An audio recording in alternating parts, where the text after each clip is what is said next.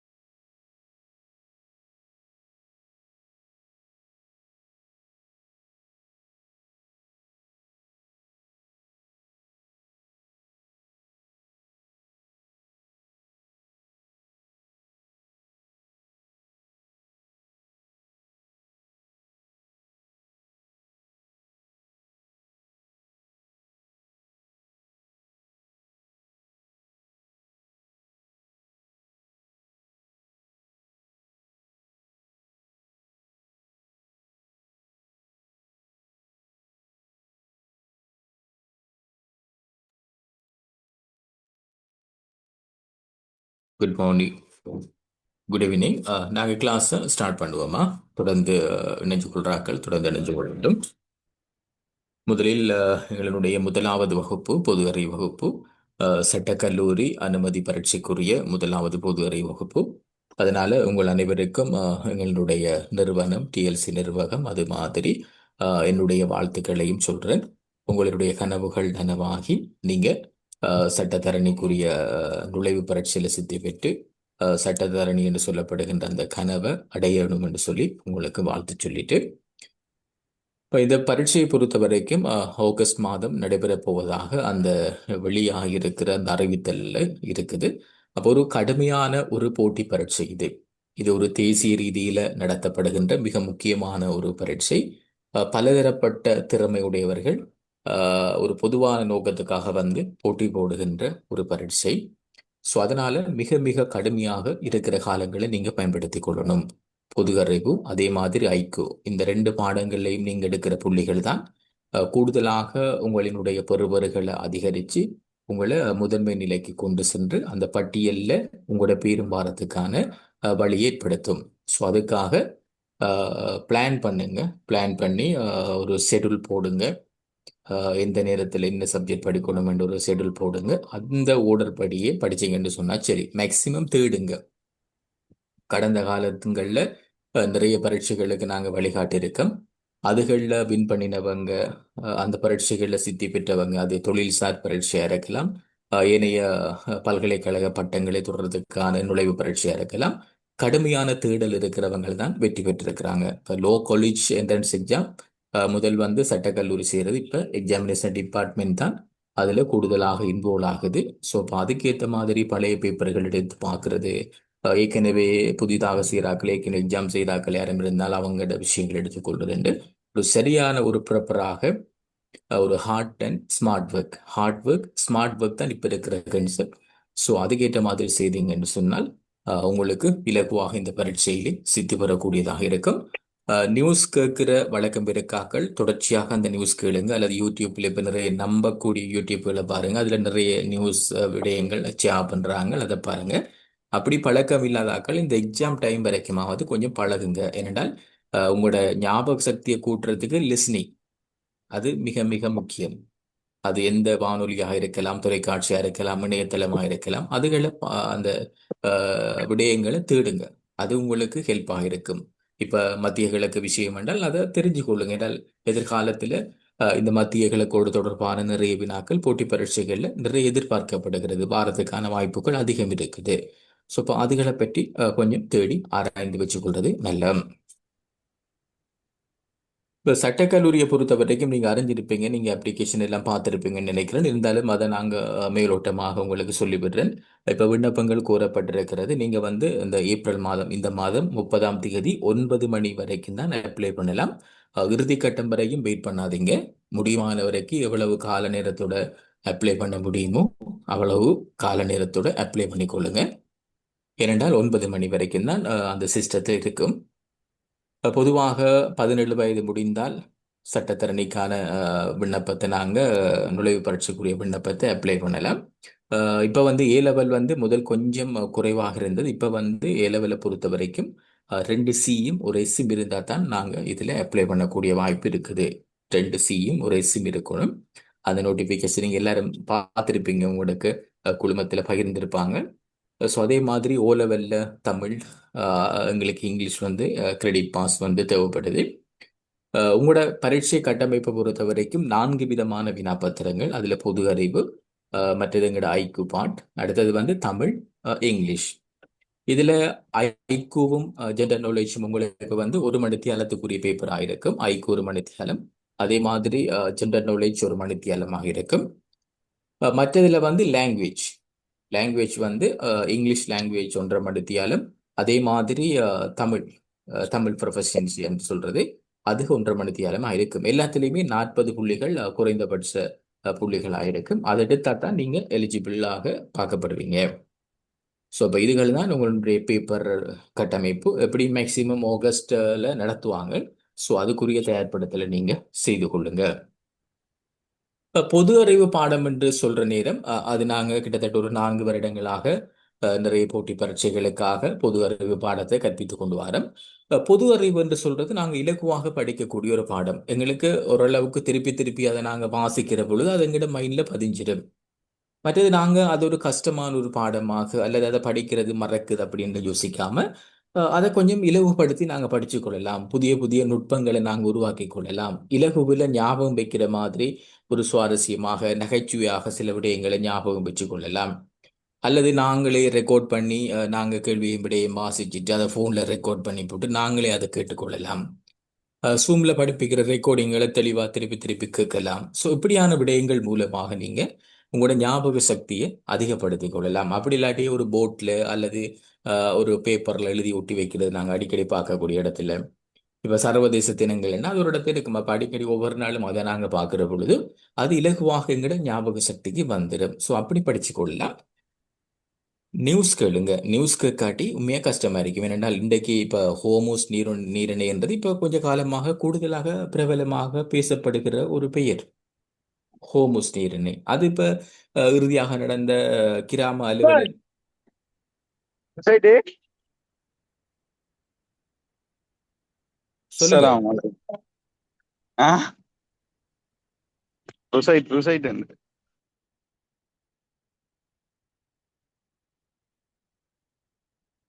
Right, okay. அப்போ இந்த ஹோமோஸ் நீரிணை அப்படி என்று சொல்றது கூடுதலாக ஊடகங்கள்ல பேசப்பட்டு வருகின்றன. ஸோ அது ஒரு ஒரு சர்வதேச ரீதியில மத்திய கிழக்குல எங்கட நாட்டில் கூட இந்த பெட்ரோல் தொடர்பான எரிபொருள் பிரச்சனைகளுக்கும் அந்த ஹோமோஸ் நீரிணைக்கும் தொடர்பு இருக்கிறது. ஸோ அப்போ அது இப்போ அண்மையில் நடந்த கிராம அலுவலர் பரீட்சையில் அந்த வினா வந்தது. இப்போ எக்ஸாமினேஷன் டிபார்ட்மெண்ட் தான் அந்த பேப்பரையும் செட் பண்ண, உங்களோட பேப்பரும் எக்ஸாமினேஷன் டிபார்ட்மெண்ட் தான் செட் பண்ண போகுது. அப்போ அண்மை காலத்தில் நடக்கிற பல விஷயங்களை முடியுமான வரைக்கும் எங்களுக்கு தரக்கூடியது வந்து இந்த ஊடகம், அதாவது நியூஸ். அதுகளை பார்த்து தெரிஞ்சு கொள்றது உங்களுக்கு நல்லது. நீங்களாகவே ஒரு நோட் புக் எடுத்துக்கொள்ளுங்க. இது வரைக்கும் நோட் புக் எடுக்காத ஆட்கள் ஒரு நோட் புக் எடுத்து நோட் புக்கில் எழுதி கொள்ளுங்க. எழுதுற நேரம் இன்னும் வந்து ஞாபகப்படுத்தல் உங்களுக்கு அதிகரித்து கொண்டு போகும். மற்றது பொது அறிவு என்று சொன்னால் இப்போ எக்ஸாமினேஷன் டிபார்ட்மெண்ட் எடுத்துகிற பேப்பரை பார்த்தீங்கன்னா பொது அறிவு என்று சொல்கிற நேரம் நிறைய பரப்புகள் அவங்க தொடுறாங்க. அதில் நாங்கள் பொதுவாக பார்க்கறது வரலாறு ரீதியான விடயங்கள், நடப்பு விவகாரம் அண்மையில் நடந்துட்டு இருக்கிற விடயங்கள், வெளிநாட்டோடு தொடர்பான விஷயங்கள், பிறகு நாங்கள் பார்த்தோம் என்று சொன்னால் விளையாட்டோடு தொடர்பான விடயங்கள், இதை தவிர சர்வதேச தினங்கள், சர்வதேச நிறுவனங்கள் தொடர்பான விடயங்கள், சட்டங்கள், இலங்கையில் இருக்கிற முக்கியமான நிறுவனங்களினுடைய பிரதானிகளை பற்றி கேட்கிறது, அரசியல் மாற்றங்களை பற்றி கேட்கிறது, கிளர்ச்சிகளை பற்றி கேட்கிறது, நதிகள் தொடர்பாக ஜியோகிரபி புவியியல் சார்ந்த கேள்விகள் என்று நிறைய பரப்புகளுக்கு தான் இந்த கேள்விகள் வரப்போகிறது. இப்ப முதலாவதாக நாங்க பார்த்தோம் என்று சொன்னால், எங்களுக்கு கண்டிப்பாக நாங்க இலங்கை சட்ட கல்லூரி என்ன லோ காலேஜ், ஸ்ரீலங்கா லோ காலேஜினுடைய என்ட்ரன்ஸ் எக்ஸாம் லோ காலேஜை பற்றி எங்களுக்கு கண்டிப்பாக தெரிஞ்சிருக்கணும். அப்ப நாங்க லோ காலேஜின் இணையதளத்துக்குள்ள போயிட்டு இப்ப அந்த லோ காலேஜில் யார் பிரின்சிபலா இருக்கிறார்ன்ற விஷயத்தை தேடி எடுக்கணும்.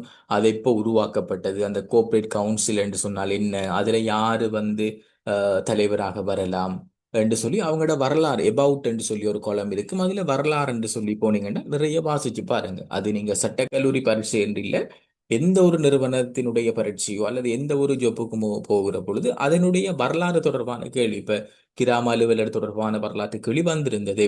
அதே மாதிரி இதுக்கு முதல் நடந்த பதிவாளர் திணைக்களம், அதுவும் எக்ஸாமினேஷன் டிபார்ட்மெண்ட் செட் பண்ற பேப்பர், அதுலயும் பதிவாளர் நாயகம் திணைக்களம் தொடர்பான கேள்விகள் வந்திருந்தது. ஸோ அப்ப அந்த லோ காலேஜ் தொடர்பாக அவங்களோட அந்த இன்கோர்பரேட் கவுன்சில் என்று இருக்குது, கூட்டிணைக்கப்பட்ட கல்வி பேரவை, அதுகள் தொடர்பாக முழுமையாக அந்த நிறுவனத்தை பற்றி ஒரு ஒரு அறிவு வந்து உங்களுக்கு தேவைப்படுகிறது. ஸோ அப்ப அதை பார்த்துக்கொள்ளுங்க.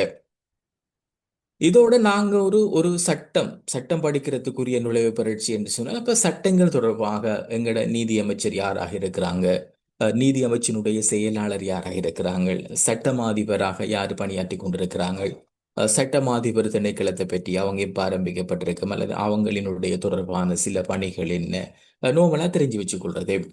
இதை தவிர சட்டத்தோடு மிக நெருக்கமானது பாராளுமன்றம். இப்ப ரீசெண்டா நடந்த ஜிஎஸ் எக்ஸாம்ல ஒரு கேள்வி வருது, இலங்கையில சட்டங்களை உருவாக்குகின்ற ஒரு பிரதான நிர்வாகம் இது பாராளுமன்றம். அப்ப அந்த பாராளுமன்றம் தொடர்பான விடயங்களை பாருங்கோ. பாராளுமன்றத்தில் என்ன நடக்குது, பாராளுமன்ற உறுப்பினர்கள் யாரு, தேசிய பட்டியல் மூலம் எத்தனை பேர் தெரிவு செய்யப்படுறாங்க, அங்க இருக்கிற சபாநாயகர் யாரு, பிரதி சபாநாயகர் யாரு, அல்லது குழுக்களின் பிரதி தலைவர் என்று சொல்லப்படுறவர் யாரு, எதிர்க்கட்சி தலைவர் யாரு. சோ அப்படி அந்த மாதிரியான விடயங்களை நீங்க இந்த சட்டம் தொடர்பாக பார்த்து கொள்ளலாம். இதை தவிர சில சட்டங்கள் காலத்துக்கு காலம் வரும், அதாவது தகவல் அறிகிற சட்டம், அதுல கேள்விகள் வந்திருக்கிறது. இப்ப நாங்க கூடுதலாக பேசிக் கொண்டிருக்கிற ஆன்லைன் சேஃப்டி என நிகழ்நிலை காப்பு சட்டம், அந்த விடயம், அதுகளை மையப்படுத்தி பாருங்கோ. இலங்கை அரசாங்கம் உருவாக்குகின்ற இந்த இணக்க சபைகள் தொடர்பான சட்டங்கள், ரீசெண்டாக இன்ட்ரோடியூஸ் பண்ணின ஏதாவது சட்டங்கள் இருந்தால் மிக முக்கியமாக அதுகளை பாருங்கோ. அடுத்தது எங்கட தற்போதைய அரசியலமைப்பு சட்டம் என்ன கேள்வி வந்திருக்குது. இலங்கையில வந்து ஃபண்டமெண்டல் ரைட்ஸ், அடிப்படை உரிமைகளை பற்றி இலங்கையினுடைய அரசியலமைப்பினுடைய அத்தியாயம் எது, எந்த அத்தியாயத்துல சொல்லப்படுது, அத்தியாயம் 3ல சொல்றாங்க. அப்ப அதுகளை பார்த்துக் கொள்ளலாம், அந்த உறுப்புரைகளை பற்றி பார்த்துக் கொள்ளலாம். ஃபண்டமெண்டல் ரைட்ஸ் அடிப்படை உரிமைகள்ல இறுதியாக அறிமுகம் செய்யப்பட்ட அடிப்படை உரிமை வந்து தகவல் அறியறதுக்கான உரிமை. அதுலதான் அந்த தகவல் அறியும் சட்டம் எல்லாம் வந்தது. ஸோ அந்த மாதிரி அரசியலமைப்பு சட்டம் தொடர்பாகவும் உங்களுக்கு தெரிஞ்சிருக்கணும். வேற வேற சில சில சட்டங்கள் இருக்கு, அது நாங்கள் தொடர்ச்சியாக வகுப்புகளை நடத்திட்டு போற நேரம் அதுகளை நாங்கள் உங்களுக்கு அப்படியே தொடர்ச்சியாக தந்து கொண்டு இருக்கலாம். ஸோ அப்போ முதலாவது அந்த நிறுவனம் சட்டங்கள் அந்த ரிலேட்டட் அதுக்குள்ள இருக்கிற விஷயங்களை தேடி பாருங்க. அப்ப நாங்க இதே தொடர்பாக இன்டர்நேஷனல்லையும் சில விடயங்கள் வந்திருக்குது. இப்ப சர்வதேச சட்டத்தினுடைய ஸ்தாபகர் யாரு, அல்லது வலுவேறாக்கம் என்று சொல்லப்படுகின்ற கோட்பாடு இன்ட்ரோடியூஸ் பண்ணினவர் யாரு, இல்லை என்று சொன்னால் டைசி என்று சொல்லப்படுறவர் இந்த ரூல் ஆஃப் லோ என்ன சட்டவாட்சி என்று சொல்லப்படுற எண்ணக்கரு உருவாக்கினவரை டைசி. அப்ப அவரை பற்றி கேட்டிருக்கிறாங்க. ஸோ இப்படி அந்த இன்டர்நேஷனல் வைஸாக சர்வதேச குற்றவியல் நீதிமன்றம் அதனுடைய தலைமையகம் வந்து நெதர்லாந்தினுடைய ஹேக் நகரத்தில் இருக்குது. அது அடிக்கடி கேள்விக்கு வரும். சர்வதேச நீதிமன்றத்தில் பணியாற்றிய இலங்கையர் யாரு, அப்படி ஒரு கேள்வி வாரது. அல்லது தற்போது சர்வதேச குற்றவியல் நீதிமன்றத்தில் யார் நீதிபதியாக கடமையாற்றாங்க, அல்லது சர்வதேச குற்றவியல் நீதிமன்றத்தால அண்மை காலத்திலேயே யாராவது அரசியல் தலைவர்கள், ஜனாதிபதி ஆகியிருந்தவர்கள், பிரதமராக இருந்தவர்களுக்கு யுத்த குற்றச்சாட்டுகள் தொடர்பில் தண்டனைகள் விதித்திருந்தால் அதுகளை பற்றி கேட்கிறது. அப்படி அந்த சட்டத்தோட சர்வதேசத்தை தொடர்புபடுத்தியும் நீங்க தெரிஞ்சு கொள்ளணும். அடுத்து நாங்க புள்ளி விவரங்கள் கண்டிப்பாக இலங்கை மத்திய வங்கி வெளியிடுகின்ற புள்ளி விவரங்கள் இருக்கிறது. இலங்கை மத்திய வங்கி ஒவ்வொரு வருடமும் புள்ளி விவரங்களை வெளியிடுவாங்க. அது பரீட்சைக்கு வாரது. இலங்கையினுடைய எழுத்தறிவு வீதம் பார்க்கறேன்னா நாங்க மத்திய வங்கி அறிக்கையை பார்க்கணும், கேள்விக்கு வரும். இலங்கையினுடைய எழுத்தறிவு வீதம் என்ன, இல்லாட்டி இலங்கையில வேலையின்மை வீதம் என்ன, எப்படி இருக்குது, அதெல்லாம் மத்திய வங்கியினுடைய ஆண்டறிக்கையில தான் வரும். இலங்கையில மழை வீழ்ச்சிகளை பற்றி வரும். இலங்கையினுடைய பரப்பளவு இப்ப 65,610 இல்லை, அது மாற்றம் அடைஞ்சிருக்குது. இப்ப அது மத்திய வங்கியினுடைய ஆண்டறிக்கையில வருது. இப்ப அந்த மத்திய வங்கியினுடைய ஆண்டறிக்கை எடுத்து இலங்கையின் ஆயுள் எதிர்பார்க்க எப்படி இருக்குது, எழுத்தறிவு வீதம் எப்படி இருக்குது, இலங்கையில பிறப்பு வீதம் எப்படி இருக்குது, இறப்பு விகிதம் எப்படி இருக்கு, இதெல்லாம் வந்து மத்திய வங்கியினுடைய ஆண்டறிக்கை ஊடாக நாங்க தெரிஞ்சு கொள்ளலாம். அடுத்து மிக முக்கியமாக பார்த்தீங்கன்னா இப்ப அண்மையில இலங்கையில சனத்தொகை கணிப்பீட்டு வேலை திட்டம் செய்தவங்க சனத்தொகை கணிப்பீட்டு வேலை திட்டத்தை பாருங்கோ. ஏனென்றால் இப்போ ரீசெண்டாக எக்ஸாமினேஷன் டிபார்ட்மெண்ட் செய்த 2 பேப்பர்லையும் ஒன்றோ ரெண்டு ஒரு கேள்வியோ 2 கேள்வி என்னமோ தான் எடுக்கப்பட்டது இந்த சனத்தொகை கணிப்பீட்டு வேலை திட்டத்தில். அதனால இனி வார பரீட்சைகள்ல சில நேரங்கள்ல அந்த சனத்தொகை கணிப்பீட்டு வேலை திட்டத்திலிருந்தும் சில வினாக்களை போடலாம். இப்போ உங்களோட வீடுகளுக்கு எல்லாம் வந்திருப்பாங்க, ப்ராக்டிக்கலா உங்களுக்கு தெரியும். அப்ப சனத்தொகை கணிப்பீடு வேலை திட்டத்தை நடத்துகிற நிர்வாகம் எதென்றால் தொகை மதிப்பு மற்றும் புள்ளி விவரவியல் திணைக்களம். அந்த திணைக்களத்தை பார்த்துக் கொள்றது. இலங்கையில 10 வருடங்களுக்கு ஒருக்காகத்தான் சனத்தொகை கணிப்பீட்டு வேலை திட்டம் செய்துட்டு வராங்க. இந்த முறை இறுதியாக நடந்தது 15வது சனத்தொகை கணிப்பீட்டு வேலை திட்டம். இப்ப அதுகளை பார்த்துக் கொள்ளுங்கோ. இலங்கையில முதல் முறையாக எத்தனையாம் ஆண்டு சனத்தொகை கணிப்பீட்டு வேலை திட்டம் நடத்தப்பட்டது? அதுவும் கேள்விக்கு வரும். சொல்லுங்க, எத்தனையாம் ஆண்டு? பாகல்ல இருக்கிறபடியே கதைக்கலாம், கொஞ்சம் பேர் இருக்கிறபடியே கதைக்கலாம். எத்தனையாம் ஆண்டு இலங்கையில சனத்தொகை வேலை திட்டம் கொண்டு வரப்பட்டது, இந்த கணிக்கிறது? உங்களுக்கு அட்மிட் பண்ணலாமா? பண்ணிட்டு சொல்லிடலாமா? இல்லாட்டி செட்டில் சொல்லிட்டாலும் பரவாயில்லை. ரைட், சரிபிள்ள பரவாயில்லை, தெரிஞ்சுட்டு சொல்லுங்க. ஆயிரத்தி ஆயிரத்தி எண்ணூத்தி 71. 71. சரி சரி, அதான் ஆன்சர். 1871ஆம் ஆண்டு தான் முதன்முறையாக வந்து இந்த சனத்தொகை கணிப்பீட்டு வேலை திட்டம். அப்ப 1871 யாரு கொண்டு வந்திருப்பா? போர்த்துகேயரா, ஒல்லாந்தரா? அதை கொண்டு வந்தது ஆங்கிலேயர். ஸோ அப்படி பார்த்தோம் என்றால் இறுதியாக 2012ஆம் ஆண்டு செய்தி இப்போ 2024 23லையும் அந்த சனத்தொகை கணிப்பீடு செஞ்சு இப்போ அறிவிச்சிட்டாங்க. அப்ப சனத்தொகை ரிப்போர்ட் வரும் என்றால் இலங்கையின் மொத்த சனத்தொகை எத்தனை பார்க்கணும். அதுல இந்த மாவட்டத்துல கூடுதலான சனத்தொகை இருக்குது, இந்த மாவட்டத்துல குறைவான சனத்தொகை இருக்குது. சனத்தொகை அடர்த்தி என்ற கேள்வி வேற, சனத்தொகை என்றது வேற. சனத்தொகை என்றது பொதுவாக நம்பர்ஸ். சனத்தொகை அடர்த்தி என்ற அந்த நிலப்பரப்புக்கு ஏற்ற மாதிரி இருக்கிறார்கள். உதாரணமாக கேள்வி வரும், இலங்கையில சனத்தொகை கூடிய மாவட்டம் எது என்றால் கம்பகா.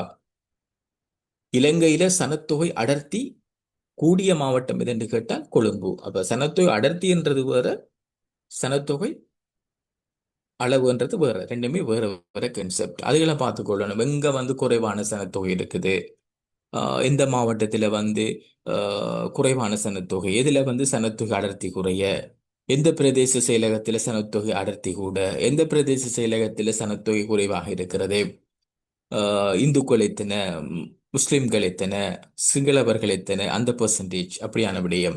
இலங்கையில பால் வீதாசாரம் எப்படி இருக்கிறது? இலங்கையை பொறுத்த வரைக்கும் பெண்கள் தான் கூட இருக்கிறாங்க, ஆண்களை விட இலங்கையில பெண்கள் தான் அதிகமாக இருக்கிறாங்க, அந்த விஷயம்.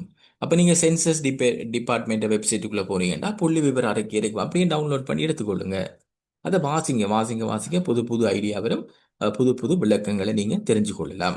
அப்ப இது புள்ளி விவர சார்ந்து. இதை தவிர இன்னும் சில புள்ளி விவரங்கள் வரும். எப்படி என்றால் கணனி அறிவு வீதம் என்ன, அல்லது இணையதள பாவனை என்ன, மின்னஞ்சல் பாவனை என்ன, அந்த மாதிரி அந்த புள்ளி விவரங்களையும் பார்த்துக்கொள்ளுங்க.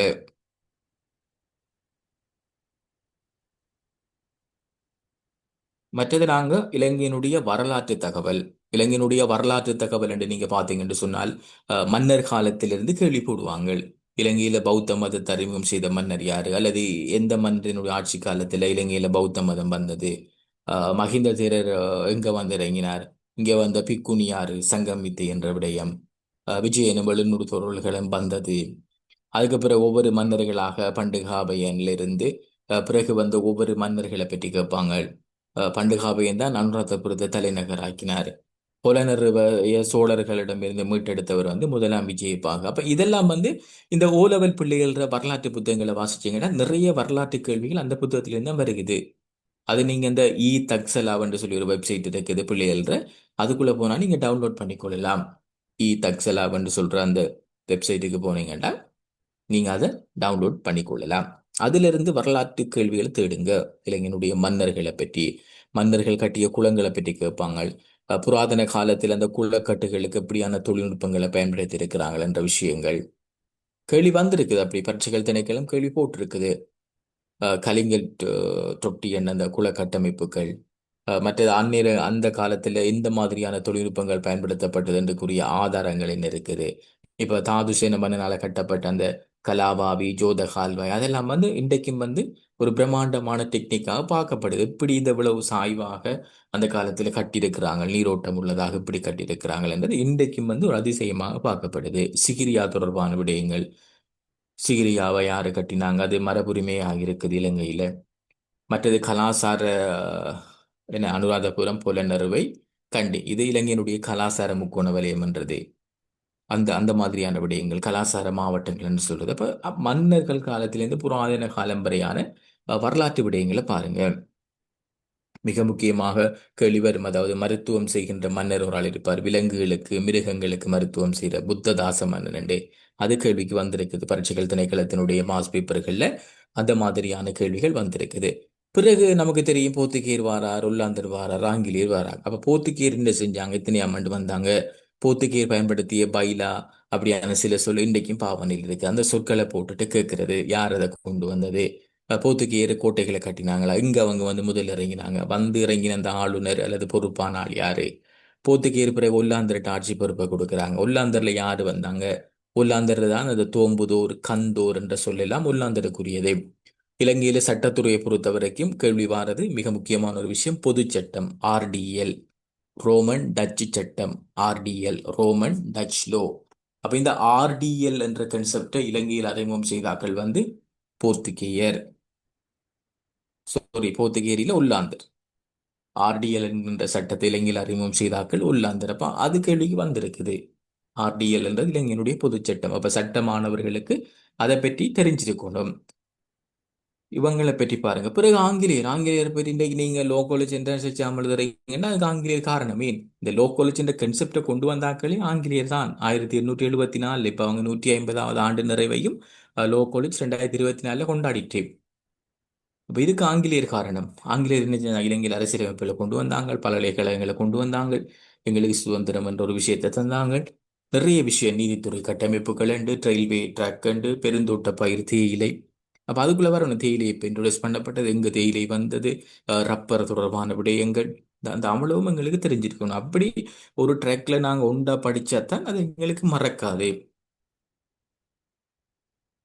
ஸோ அதுக்கு பிறகு நாங்க பார்க்கணும் எங்கட கன்ஸ்டிடியூஷனை பார்க்கணும். இப்ப 1833ஆம் ஆண்டு கோல்புருக் வருதுன்னு. பிறகு வந்த மக்களமையா இருக்கலாம், மணிங்கியா இருக்கலாம், டொனமுரா இருக்கலாம், சோல்பரியா இருக்கலாம். இதுல வந்த ஃபீச்சர்ஸ் கேள்வி வரும். டொனமுர் அரசியலமைப்பின் மூலம் இலங்கையில் ஏற்படுத்தப்பட்ட முக்கியமான மாற்றம் இது. என்ன மாற்றம்? டொனமுர் அரசியலமைப்பில் என்ன மிக முக்கியமான ஒரு மாற்றம் இலங்கையில கொண்டு வரப்பட்டது? சர்வஜன வாக்குரிமை. ரைட், சர்வசன வாக்குரிமை. அது எந்த பரீட்சையிலையும் கூடுதலாக வரும். எத்தனையாம் ஆண்டு அதை இன்ட்ரோடியூஸ் பண்ணின இலங்கையில சர்வஜன வாக்குரிமை? 1931. 31, ரைட். 1931ஆம் ஆண்டுல தான் சர்வஜன வாக்குரிமை அறிமுகம். அப்ப அந்த கேள்வி வரும், எத்தனையாம் ஆண்டு சர்வஜன வாக்குரிமை அறிமுகப்பட்டு வந்திருக்குது, எந்த அரசியலமைப்பின் மூலமாக சர்வஜன வாக்குரிமை என்று வந்திருக்குது, சர்வஜன வாக்குரிமை இலங்கையில் அறிமுகம் செய்யப்படுற சந்தர்ப்பத்தில் எத்தனை வயதுக்கு மேற்பட்டவர்களுக்கு வாக்களிக்கிற உரிமை இருந்தது? 21 வயது, பிறகுதான் 18ஆக மாத்தினது. இப்ப அப்படியே தான் வினாக்கள் வரும். அப்ப இலங்கையினுடைய அரசியலமைப்பு கோல்புருக் 1833 சோல்பரி வரையும் தெரியணும். பிறகு வந்த 1972 முதலாவது குடியரசு யாப்பு, இரண்டாவது 1978 வரையும் தெரியணும். அப்ப கோல்புருக் என்ன அம்சங்களை கொண்டிருக்க கேட்பாங்க சில வேளை. டொனமூர் அரசியலமைப்பின் பிரகாரம் உருவாக்கப்படுகின்ற அந்த அரச பேரவையில் எத்தனை பேர் மெம்பராக வரலாம், அல்லது இலங்கையில கல்வி கற்ற இளைஞர் தெரிவு செய்யப்பட்ட யாப்பது மக்களம், யார் அப்படி தெரிவு செய்யப்பட்டார்? சேர் பொன்னம்பலம் ராமநாதன். அதை போடுவாங்க அப்படி. அந்த மாதிரி இலங்கையினுடைய முதலாவது நிர்வாக சேவை அதிகாரி யாரு? சேர் பொன்னம்பலம் அருணாச்சலம். இதெல்லாம் கேள்விகளாக எஸ்எல்இஎஸ் பேப்பர்ல கூட வந்திருக்கு அப்படி ஒரு வினா. அப்ப எங்களுக்கு அரசியலமைப்பு அத்துப்படியா இருக்கணும். அப்பதான் ஏதாவது வினாவை நாங்க கூடுதலாக டொனமூர் வந்திருக்குது. சில சந்தர்ப்பங்கள்ல சோல்பெரி பாராளுமன்றத்தை இன்ட்ரோடியூஸ் பண்ணினது, அதை பற்றி கேட்டிருக்கிறாங்க. பிறகு 72 அதுல என்ன ஃபீச்சர்ஸ் வந்ததெல்லாம் உங்களுக்கு தெரிஞ்சிருக்கணும்.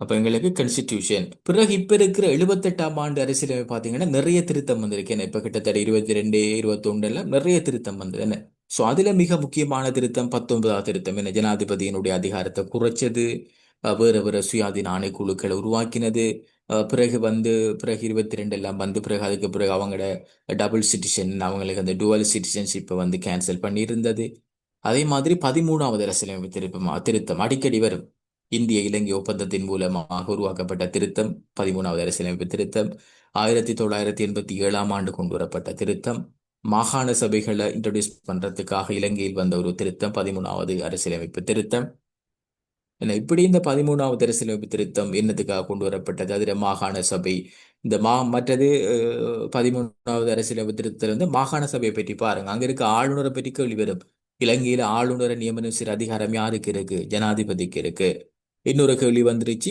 மாகாண சபைகள்ல ஜனாதிபதியினுடைய பிரதிநிதியாக காணப்படுறவர் யாரு ஆளுநர் கவர்னர் அந்த அந்த மாதிரி மாகாண சபையை பற்றி எத்தனை அமைச்சர்கள் அங்க இருக்கிறாங்க மாகாண சபை என்ன மாதிரியான ஃபங்க்ஷனல் செய்ய நீங்க சட்டம் ரெண்டாவது சில வேளை அதுக்குள்ள சில வினாக்களை போடுவாங்க ஸோ அந்த மாதிரி அந்த அந்த கான்ஸ்டியூஷன் அவ்வளவும் உங்களுக்கு தெரிஞ்சிருக்கணும் மிக முக்கியமாக வந்த அமெண்ட்மெண்ட்கள் என்ன இப்ப 7வது அரசியலமைப்பு திருத்தத்தின் மூலமாகத்தான் கிளிநொச்சி மாவட்டம் 1984 உருவாக்கப்பட்டது அதே மாதிரி ஒவ்வொரு திருத்தமும் ஒவ்வொரு விதமான ஃபீச்சர்ஸை இலங்கையில கொண்டு வந்தது 19வது திருத்தம் வந்த டைம்ல தான் இந்த தகவல் அறியறதுக்கான உரிமை வந்து ஒரு ஃபண்டமெண்டல் ரைட்ஸ் அடிப்படை உரிமையாக வந்தது சுயாதீன ஆணைக்குழுக்கள் வந்தது அப்ப அதுகளோடு தொடர்பான விடயங்களை நீங்க பார்த்து கொள்ளுங்க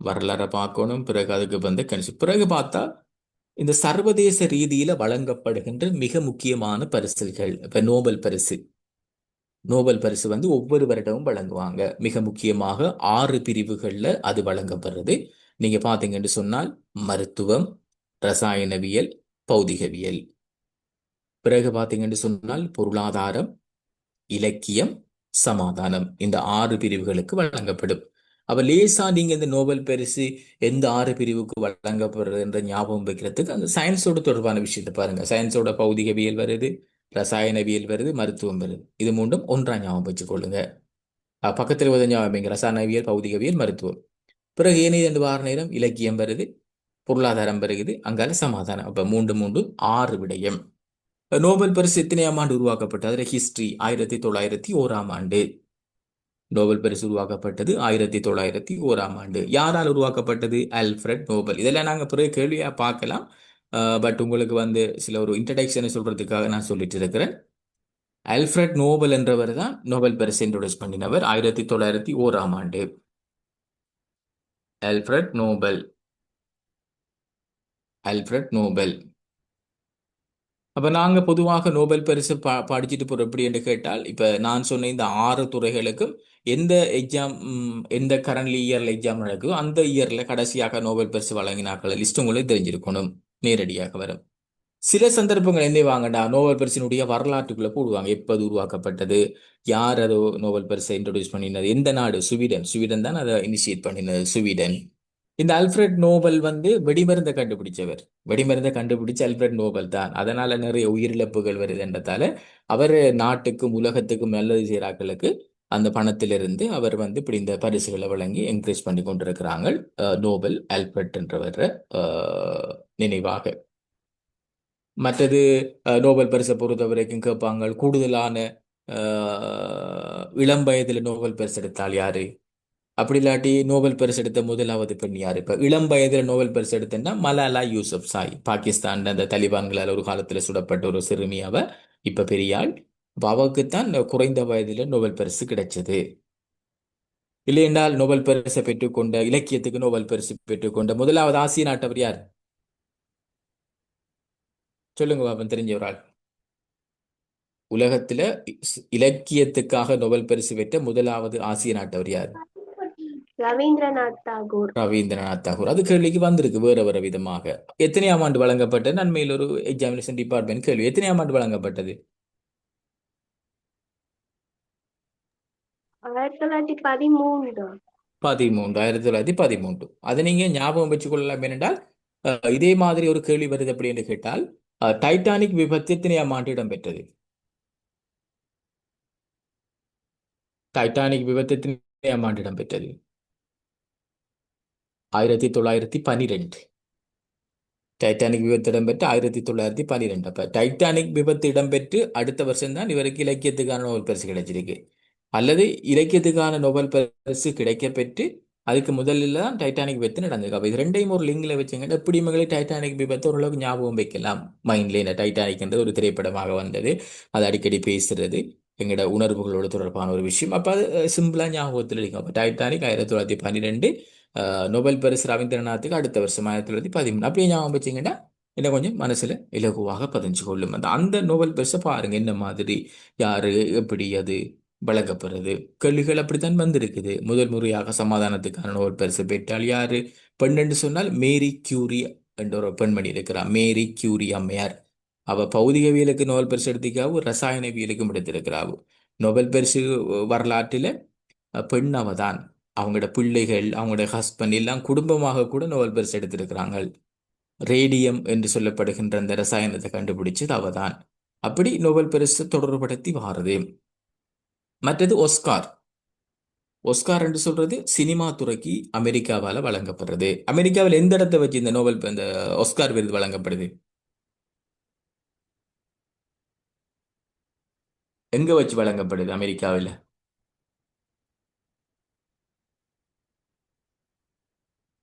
பிளேன்னா பரவாயில்ல, ஜஸ்ட் ட்ரை பண்ணி பாருங்க. இப்ப நம்மளுக்கு ஆக்கள் எல்லாம் தெரியாதானே, பாய்ஸ் மட்டும் தானே வரும்.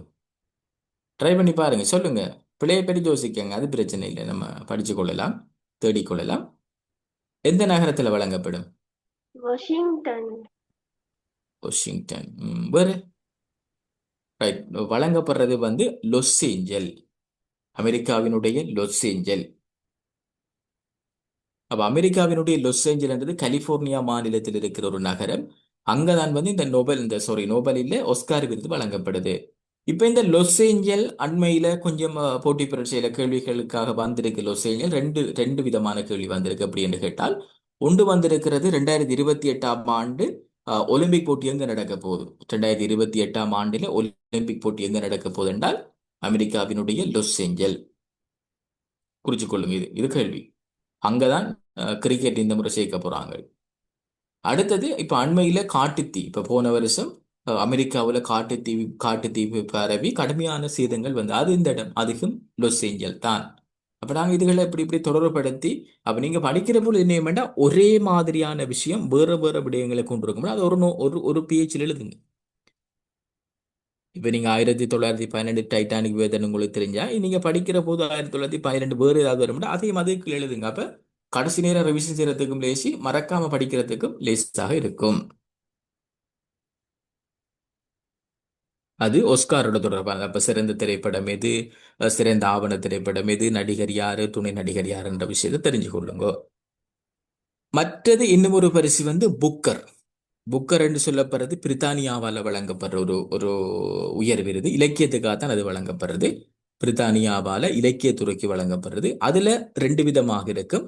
ஒன்று வந்து பிரித்தானியாவுக்குள்ள ஆங்கிலத்தில் எழுதப்பட்ட நாவல்களுக்கு வழங்குவாங்க. மற்றது வெளியில எந்த மொழியில் எழுதியிருந்தாலும் அது ஆங்கிலத்தில் டிரான்ஸ்லேஷன் செய்திருந்தால் வெளி வேற நாடுகள்ல இருந்தும் அப்ளை பண்ணுவாங்க. அப்ளை பண்ணி அதுக்கும் அந்த புக்கர் கொடுப்பாங்க. அப்ப இறுதியாக புக்கர் விருது யாருக்கு கிடைச்சதுன்னு கேட்பாங்க, அல்லது எந்த புத்தகத்துக்கு கிடைச்சதுன்னு கேட்பாங்க. இப்ப நீங்க 2025க்கு தான் இறுதியாக புக்கர் விருது கிடைச்சிருக்கு. இப்ப அதுக்கு இடையில் அப்டேட் வருமெண்டா அதையும் நாங்க பார்த்துக்கொள்ளணும். மற்றது ஆசியாவினுடைய நோபல் பரிசு என்று சொல்றது ராமன் மெக்சேசே விருது என்று பிலிப்பைன்ஸால வழங்கப்படுறது. அதை பற்றி கேட்பாங்க. அந்த விருது சில நேரங்கள்ல இலங்கையாக்களுக்கு யாருக்காவது கிடைச்சிருந்தா நோட் பண்ணிக்கொள்ளுங்க. இதுக்கு முதல் இலங்கையாக்களுக்கு கிடைச்சிருக்குது. கிடைச்ச டைம்ல பரீட்சைகள் திணைக்களத்தினுடைய பேப்பர்ல அந்த வினா வந்திருக்குது. ராமன் மெக்சேசி என்று சொல்லப்படுகின்ற ஒரு விருது. அவர் பிலிப்பைன்ஸினுடைய ஜனாதிபதியாக இருந்தவர். அவரினுடைய நினைவாகத்தான் இந்த விருது வழங்கி வைக்கிறாங்க. இது சர்வதேச ரீதியில முக்கியமான விருதுகள். இன்னும் நிறைய விருதுகள் இருக்குது முக்கியமான இந்த. இப்ப இலங்கையில சில விருதுகள் வழங்குவாங்க. இப்ப இலங்கைக்கு வந்து போன பிரதமர் நரேந்திர மோடிக்கு ஒரு விருது வழங்கப்பட்டது. என்ன விருது அது? கேள்விக்கு வந்திருக்கு கடந்த காலங்கள். என்ன விருது ஞாபகம் இருக்காருக்காவது? ரைட், எழுதுங்க. மித்திர விபூஷண. மித்திரன்னு சொல்றது நண்பர், என்ன? மித்திர விபூஷண. மித்ர விபூஷண. அப்படி இலங்கை வந்து உலக தலைவர்களுக்கு விருதுகள் வழங்கியிருந்தால், அல்லது இலங்கை தலைவர்களுக்கு உலக நாடுகள் விருதுகள் வழங்கியிருந்தால், முதல் மஹிந்த ராஜபக்ஷ ஜனாதிபதியாக இருக்கிற பொழுது அவருக்கு ரஷ்யாவினுடைய பல்கலைக்கழகம் ஒன்று ஒரு விருதை வழங்கினது. அதுக்கு பிறகு நடந்த எக்ஸாமினேஷன் டிபார்ட்மெண்ட் பேப்பர்ல அந்த கேள்வி வந்திருக்கு. எந்த ரஷ்யாவினுடைய, நான் நினைக்கிறேன் லுலும்பா பல்கலைக்கழகம் என்ன ஒன்று சொல்லிட்டு அந்த அந்த பல்கலைக்கழகம் எதுன்னு கேட்டிருந்தாங்க. ஸோ அப்படி அந்த விருதுகளோட தொடர்புபடுத்தி கவனமாக பார்த்து கொள்ளுங்க.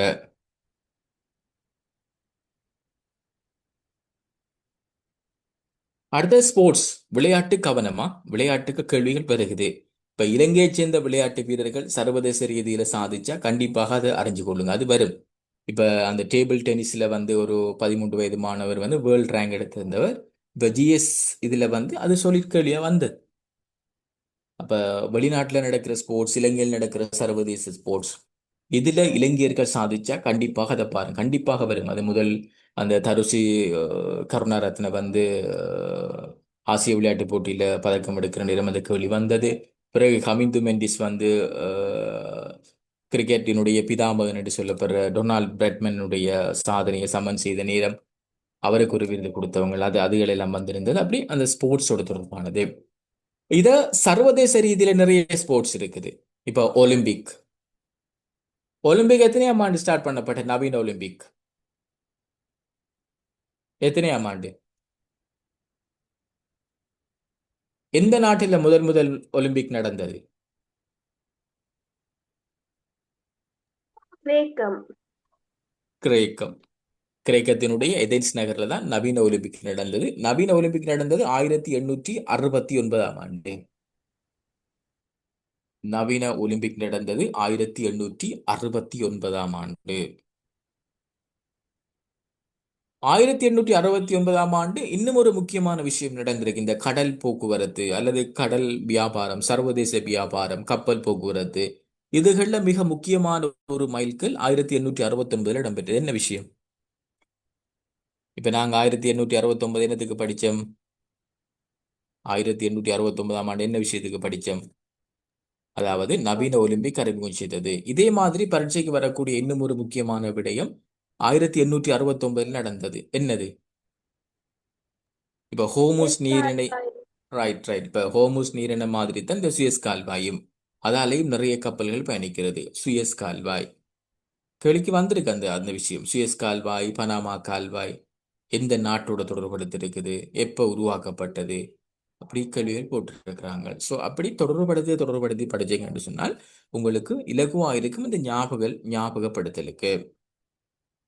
இப்போ ஸ்போர்ட்ஸை பாருங்க, ஒலிம்பிக்கை பாருங்க, இறுதியாக எங்க நடந்தது, முதல் எங்க நடந்தது, அடுத்த வருஷம் எங்க நடக்க போகுது. ஒலிம்பிக்கில் இப்ப ஒலிம்பிக் கமிட்டியின் வரலாற்றில் இப்ப அண்மையில் ஒரு விஷயம் நடந்தது. பால் மாற்றம் செய்தாக்கள் வந்து சில போட்டிகளில் கலந்து கொள்ள முடியாதுன்ற மாதிரி சில சில விடயங்கள் சஜஸ்ட் பண்ணி முடிவு எடுத்திருக்கிறாங்க. அதெல்லாம் எதிர்காலத்தில் வரலாம். மற்ற ஒலிம்பிக் கமிட்டியினுடைய வரலாற்றில் இதுவரைக்கும் ஒரு பெண் அங்க தலைமைத்துவத்துக்கு வரல. இப்போ ஒரு சிம்பாப்வேயை சேர்ந்த விளையாட்டுத்துறை அமைச்சர், அவ ஒலிம்பிக்கில் கோல்டு மெடல் எல்லாம் எடுத்திருக்கிறாங்க, அவ தான் போட்டிருக்கிறாங்க. ஸோ அது ஒலிம்பிக்கோட தொடர்பான. அடுத்து ஆசிய விளையாட்டு போட்டி. இப்போ இந்த முறை ஆசிய விளையாட்டு போட்டி எங்க நடக்க போகுது? எங்க நடக்கு 2026 ஆசிய விளையாட்டு போட்டி? ஆஸ்திரேலியா. ஜப்பான். ஜப்பான். ஜப்பான். விடையை சொல்லுங்க. நீ சரி பிள்ளைக்கு வேணாம், நீங்க விடையை சொல்லுங்க. ஜப்பான்ல நடக்குதா? இதுக்கு போன முறை நடந்தது சைனாவில். பொதுநலவாய விளையாட்டு போட்டி.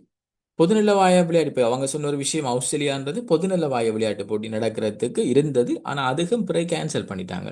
கேன்சல் பண்ணி பொதுநலவாய விளையாட்டு போட்டி நடக்க போறது ஸ்கொட்லாந்துல, ஸ்கொட்லாந்தினுடைய கிளாஸ்கோ நகரத்துல. மற்ற கிரிக்கெட்டை பாருங்க, இப்ப நிறைய கிரிக்கெட் நடக்கும். T20 வேர்ல்ட் கப் நடக்கும், வேர்ல்ட் கப் நடக்கும், ஏசியா வேர்ல்ட் கப் நடக்கும், ஐபிஎல் நடக்கும்.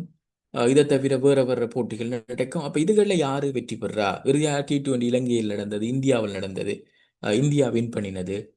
பங்களாதேஷ் விளையாட இயலாண்டு சொன்னது. பாகிஸ்தான் வந்து இலங்கையில விளையாடினது. என்ன, இப்படி நிறைய இன்ட்ரெஸ்டிங்கான சம்பவங்கள் கிரிக்கெட்ல நடந்தது.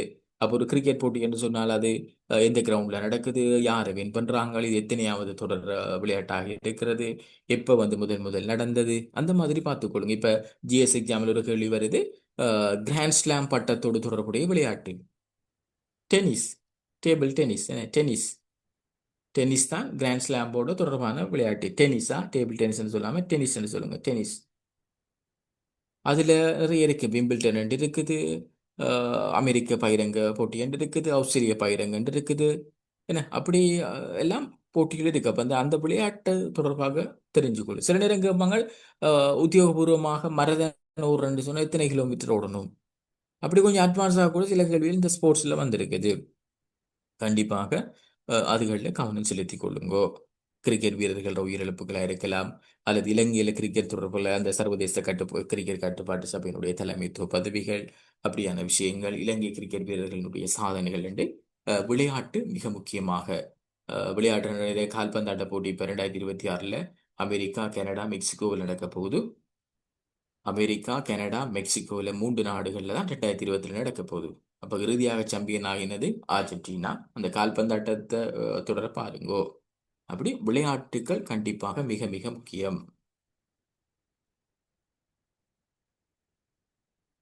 அடுத்தது ஒரு விஷயம், இந்த கோர்ட் நடைமுறைகளை பாருங்களா. அதில் ஆழமாக மாறல. சில நேரங்களில் இப்போ ஒரு முறை ஒரு கேள்வி போட்டுறாங்க, இலங்கையின் உயர் நீதிமன்றத்தினுடைய பணிகளில் மிக முக்கியமானது என்று ஒரு 4 போடுவாங்க. அப்போ அதுலேருந்து நாங்கள் தெரிவு செய்யணும். இல்லாட்டி சட்டங்களுக்கு பொருள் கோடல் செய்கின்ற தத்துவம் எந்த நீதிமன்றத்தில் இருக்குது? எந்த நீதிமன்றம் சட்டங்களுக்கு பொருள் கோடல் செய்கிற தத்துவம் இருக்கிறது?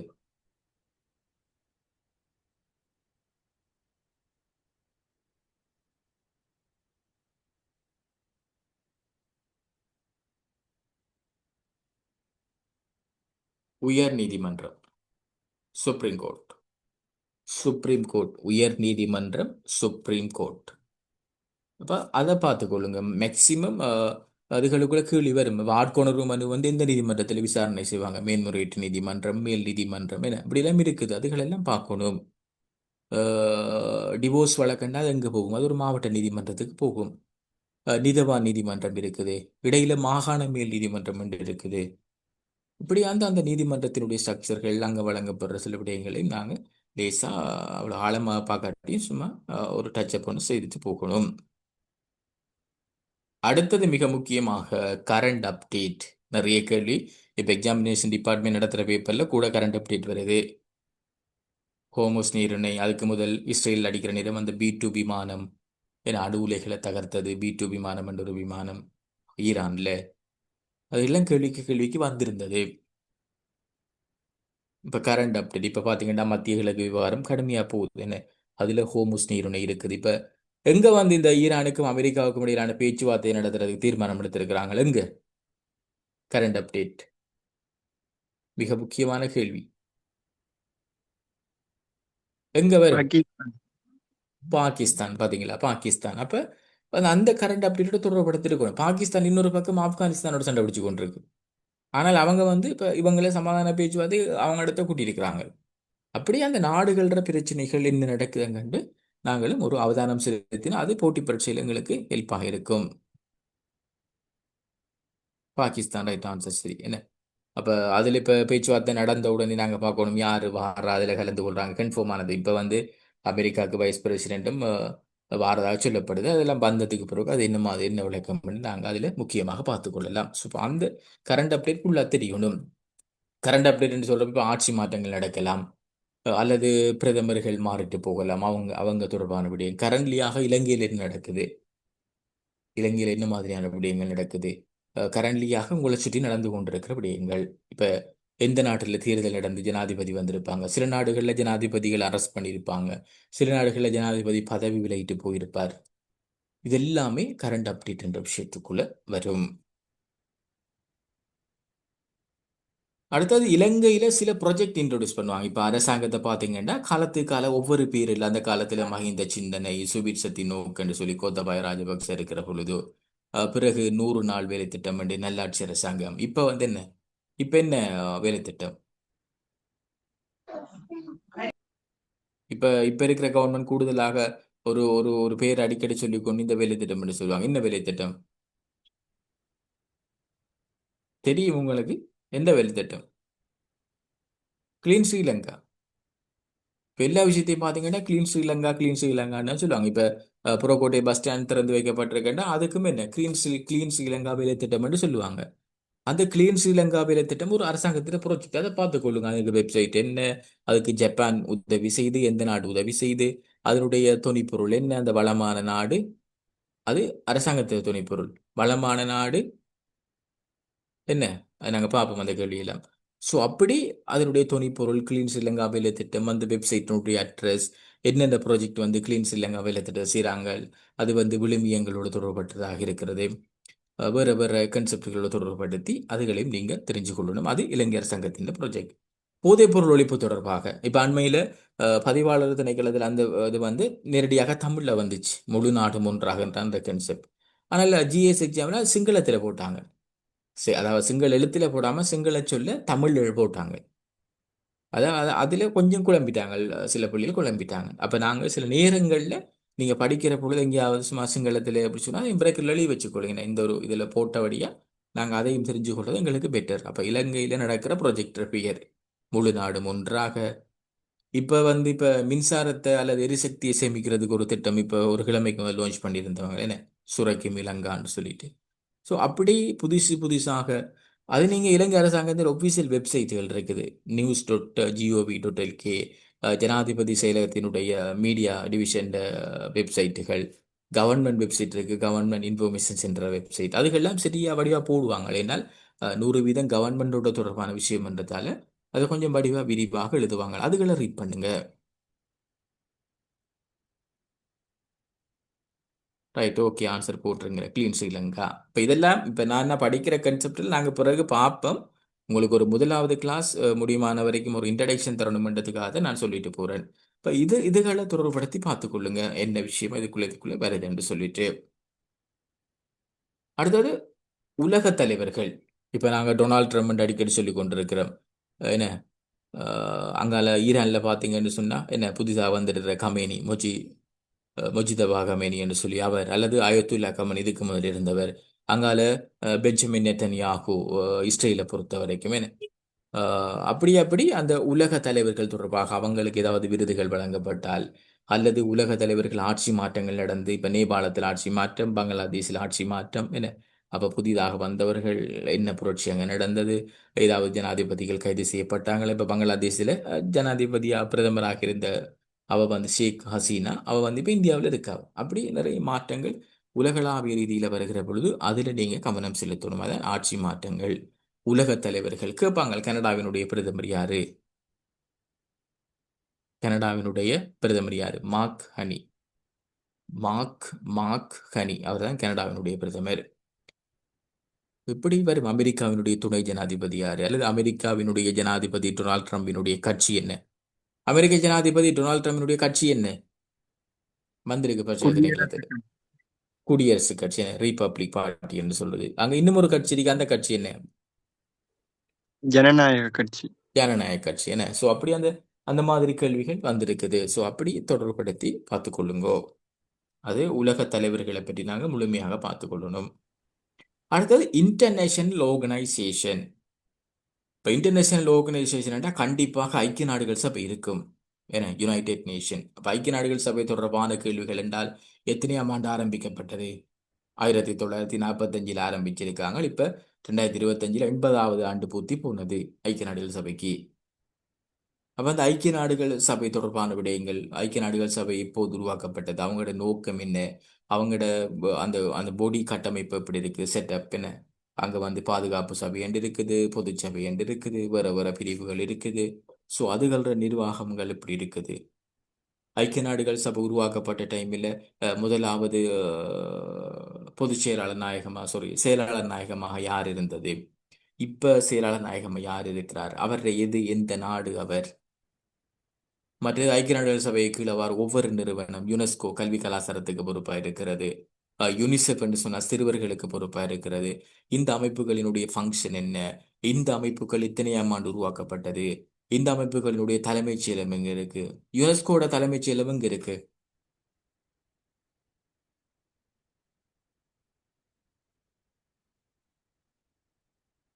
யுனெஸ்கோட தலைமையகம் வந்து இருக்கிறது பிரான்சினுடைய பாரிஸ் நகர். அப்படி யுஎன்டிபி, மனிதவள அபிவிருத்தி சுட்டியை கணிக்கிறதுல முக்கிய பங்கு வகிக்கிற யுஎன்டிபி, இதுகளெல்லாம் பாருங்க. இதெல்லாம் சர்வதேச நிறுவனங்கள். IMF இலங்கைக்கு கடன் கொடுக்குது. இன்டர்நேஷனல் மானிட்டரி ஃபண்ட் என்று சொல்றது. அதுல தலைமைத்துவ பதவியில் இருக்கிற கிறிஸ்டலினா ஜோர்ஜீவா. IMF எத்தனையாம் ஆண்டு உருவாக்கப்பட்டது? IMF-னுடைய நோக்கம் என்ன? இப்படி IMF தொடர்படுத்தி பார்க்கிறது. பொதுநல வாய் அமைப்புகள், ஏசியான் அமைப்பு, பிம்ஸ்டெக் நாடுகள் அமைப்பு, சாக் அமைப்பு பற்றி கேள்வி வரும். எத்தனையாம் ஆண்டு உருவாக்கப்பட்டது சாக் அமைப்பு? சாக் அமைப்பு எத்தனையாம் ஆண்டு உருவாக்கப்பட்டது?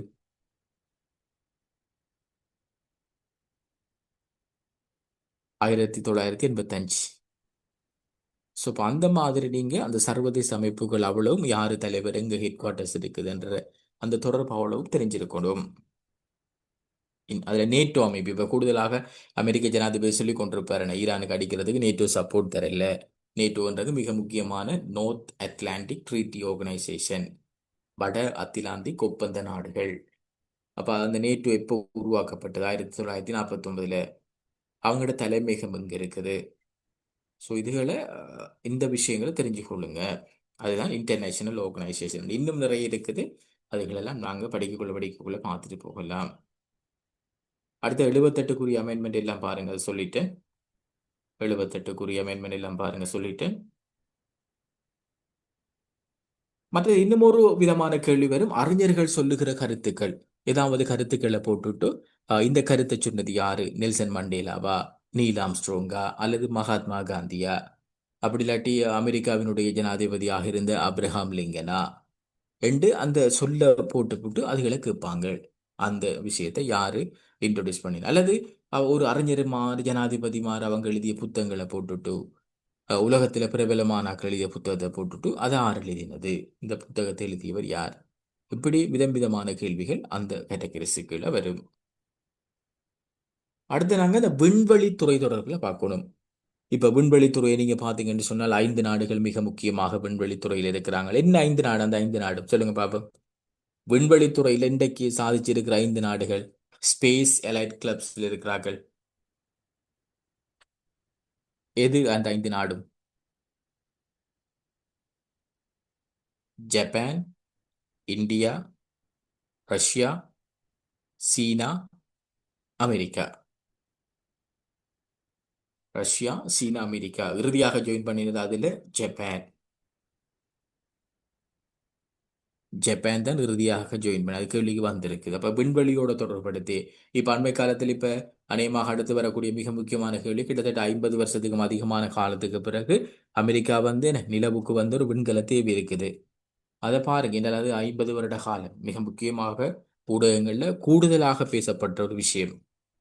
அப்ப அதை பற்றி கேட்கலாம். நீல் ஆம்ஸ்ட்ராங் போன ஆண்டை பற்றி கேட்கலாம், அவர் என்ன சொன்னார்ன்னு கேட்கலாம். இல்லாட்டி முதலாவது பெண் விண்வெளி வீராங்கனை வலண்டினா டெரஸ்கோவா. இல்லாட்டி விண்வெளிக்கு போன முதலாவது நபர் யாரு? யூரி ககாரின்.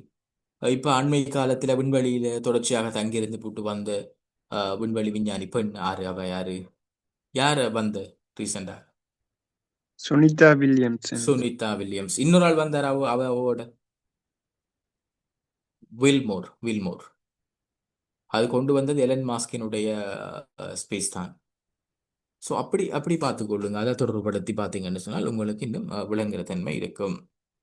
அடுத்தது மிக முக்கியமாக அந்த ஆக்சிடென்ட்கள், கூடுதலான வெடி விபத்துக்கள், உயிரிழப்புகள், அப்படி இல்லாட்டி இயற்கை அனர்த்தங்கள் நடந்த கேள்வி வரும். இப்ப டிட்வா புயல் நடந்ததுக்கு பிறகு நடந்த எக்ஸாம்ல டிட்வா புயல் தொடர்பான வினாக்கள் வந்தது. இலங்கையில் டிட்வா புயல் ஏற்பட்டது என்றால் அதுல கூடுதலாக பாதிக்கப்பட்ட மாவட்டம் இது. டிட்வா புயல் என்றா என்ன? எந்த நாடு டிட்வா புயல் என்று பெயர் வச்சது?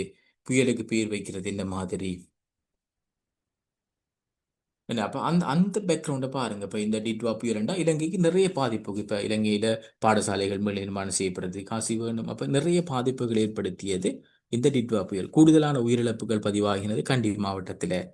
அப்படியே அந்த அந்த தரவுகளை வச்சுக்கொண்டு நீங்க இதுகளை சேகரிச்சு கொள்ளணும். சர்வதேச தினங்கள் நிறைய இருக்கு, அதுகளெல்லாம் பயப்படாதீங்க, லேசா ஞாபகம் வைக்கலாம். இப்ப மார்ச் 8 வந்து மகளிர் தினம். அதே மாதிரி இன்னும் ஒரு 8 வரும், செப்டம்பர் 8. March 8 September 8. அப்ப மார்ச் 8 வந்து மகளிர் தினம், செப்டம்பர் 8 வந்து எழுத்தறிவு தினம் அல்லது கல்வி அறிவு தினம். அப்ப இது ரெண்டுமே என்ன கிட்டத்தட்ட 8 இருக்கு. அப்ப எங்களுக்கு ஞாபகம் வைக்கிற லேசி மார்ச் 8 செப்டம்பர் 8. அதே மாதிரி நீங்க பாத்தீங்கன்னு சொன்னால் மார்ச் 22 சர்வதேச குடிநீர் தினம். பிப்ரவரி 22 சாரணர் உருவாக்கப்பட்ட சம்பந்தமான ஒரு தினம் போகும். ஏப்ரல் 22 என்ன தினம்?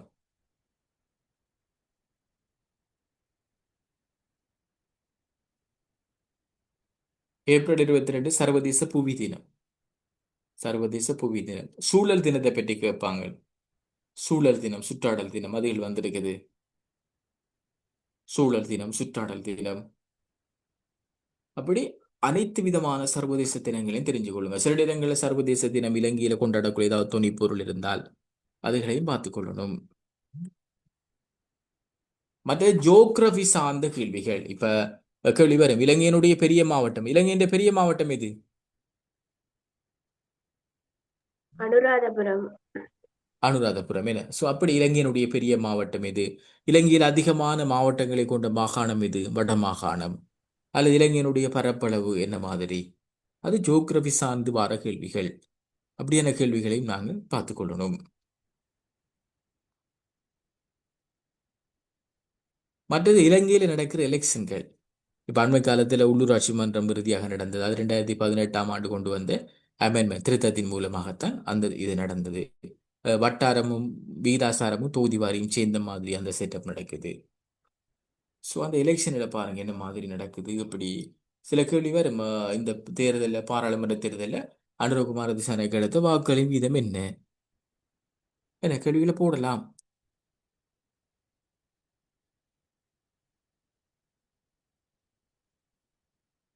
அடுத்தது இணக்க சபை. மிக முக்கியமாக இணக்க சபை. அந்த இணக்க சபை அந்த கொடுக்கல் வாங்கல்கள் அது தொடர்பான விசாரணைகள் அதிகாரம் அடிக்கடி மாற்றி கொண்டு போவாங்க. அப்போ அது தொடர்பாக வர கெசட் நோட்டிஃபிகேஷன் எல்லா தொடர்பான விடயங்களை தெரிஞ்சு கொள்ளுங்க. மற்ற இலங்கையில மிக முக்கியமான 3 தனியார் சட்டங்கள் 3 இருக்கு. யாருக்கு தெரியும் 3 தனியார் சட்டங்கள் இது? யாரும் கேள்விப்பட்டீங்களா? தேச வளமை சட்டம், ஆ கண்டிய சட்டம், முஸ்லிம் சட்டம். ரைட், அதுதான். Very good. அப்ப 3 விதமான தனியார் சட்டங்கள்: தேச வளமை, முஸ்லிம் சட்டம், கண்டிய சட்டம். தேச வளமை என்றது அது யாழ்ப்பாணத்தை மையப்படுத்தி இருக்கும். யாழ்ப்பாணம் இப்ப இருக்கிற யாழ்ப்பாணம் இல்லை, அந்த காலத்துல யாழ்ப்பாண ராஜ்யமாக இருந்தது. அதனால வேறு வேறு மாகாணங்களும் அதுக்குள்ள வரும். ஸோ அது அப்படி அந்த மாதிரி.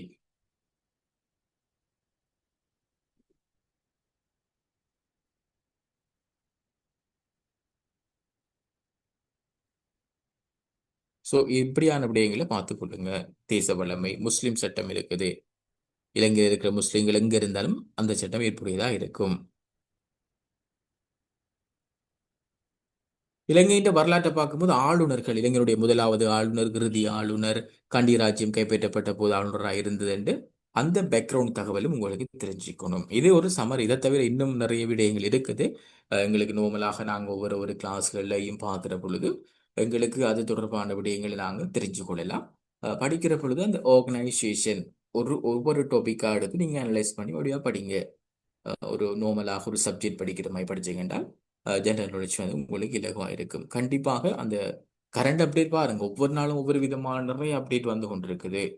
கரண்ட் அப்டேட்டுகளை கவனமாக பார்த்துக்கொள்ளுங்க. மற்றது சில அறிக்கைகள் வெளியாகும். உலகளாவிய ரீதியில மகிழ்ச்சி சுட்டில யாரு முன்னுக்கு இருக்கிறா, அல்லது ஊழல் குறைந்த நாடுகள் பட்டியலில் யார் இருக்கிறா, இல்லாட்டி உலகளாவிய ரீதியில வந்து மக்களின் செல்வாக்கு பொருந்திய தலைவராக தேர்வு செய்யப்பட்டவர் யாரு, இப்படியான ரிப்போர்ட்டுகள் காலத்துக்கு காலம் வரும். அந்த ரிப்போர்ட்ல வர தகவல்களையும் பரிசீலிச்சு வச்சுக்கொள்ளுங்க. ரைட். அப்போ நாங்கள் இந்த கேள்விகளை கொஞ்சம் பார்த்தோம்னு சொன்னால் உங்களுக்கு ஒரு ஐடியாஸ் வரும். ஸோ அப்போ நான் இது கொஞ்சம் கூட கதைச்சேன்னு சொன்னால் அப்போ உங்களுக்கு ஒரு மெத்தட் ஒன்று தெரிஞ்சிருக்கணும். ஜெனரல் நாலேஜ் தான். இதை தாண்டி நாங்கள் கிளாஸ் செய்துட்டு போகல வேறு விடயங்களையும் சேர்த்து கொண்டு போகலாம். இப்போ இது வரைக்கும் நான் கழிச்சதில் உங்களுக்கு ஏதாவது கன்ஃபியூஷன் இருக்குமெண்டா கொஞ்சம் குறை பேராக இருக்கிறீங்க, நாங்கள் டிஸ்கஸ் பண்ணி செய்யலாம், பிரச்சனை இல்லை. அப்போ ஏதாவது கன்ஃபியூஷன் இருந்தால் இதில் நீங்கள் கதைக்கலாம். அல்லது வேறு நான் இப்போ இது ஒரு ரஃபாக நோட் பண்ண சில வேளை மிஸ் பண்ணியிருந்தால் நான் கேள்வியோடு நாங்கள் பார்க்கலாம். அல்லது உங்களுக்கு இந்த டாபிக் அப்படி இருக்குமென்னா அதை நாங்கள் டச்சப் பண்ணி கொண்டு போகலாம். ஏதாவது கன்ஃபியூஷன் உங்களுக்கு இருக்குமா இருந்தால் சொல்லுங்க.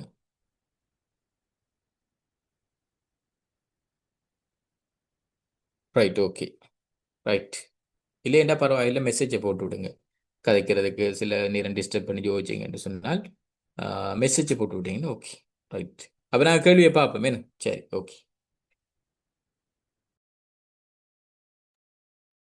முதலாவது கேள்வி, இலங்கை சட்டக் கல்லூரியினுடைய கீதத்தை இயற்றியவர் யார்? யார்? எந்த விட வரும்? விட தெரிஞ்சாங்க சொல்லுங்க.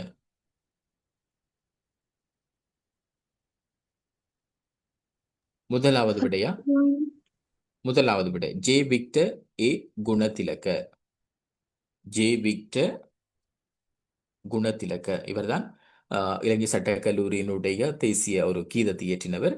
இலங்கை சட்டக் கல்லூரி 1874 ஆண்டு உருவாக்கப்பட்டு 2024 150வது ஆண்டு நிறைவை கொண்டாடி இருந்தவங்க.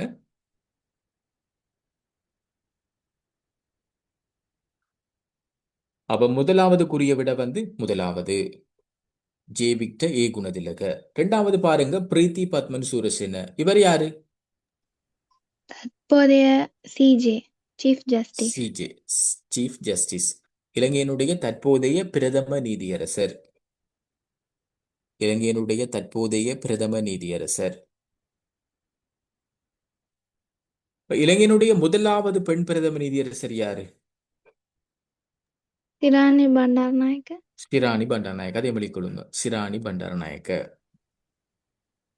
இது கேள்விக்கு வந்திருக்கு, இலங்கையினுடைய தற்போதைய பிரதம நீதியரசர் யாருன்னு கேள்வி நிறைய நிறைய பரீட்சையில வந்திருக்குது. மூணாவது பாருங்க, பிரசாந்த லால் டி அல்விஸ். இவர்தான் தற்போது இருக்கிற இலங்கை சட்டக்கல்லூரியினுடைய அதிபர். பிரின்சிபல் தான் சொல்லுவாங்க, இன்சார்ஜா இருக்கிறவர். இலங்கை சட்டக்கல்லூரியினுடைய அதிபர். பிராக்கெட்டுக்குள்ள பிரின்சிபல் என்று போடுங்க. இலங்கை சட்டக்கல்லூரியினுடைய அதிபர், பிராக்கெட்டுக்குள்ள பிரின்சிபல் என்று போடுங்க.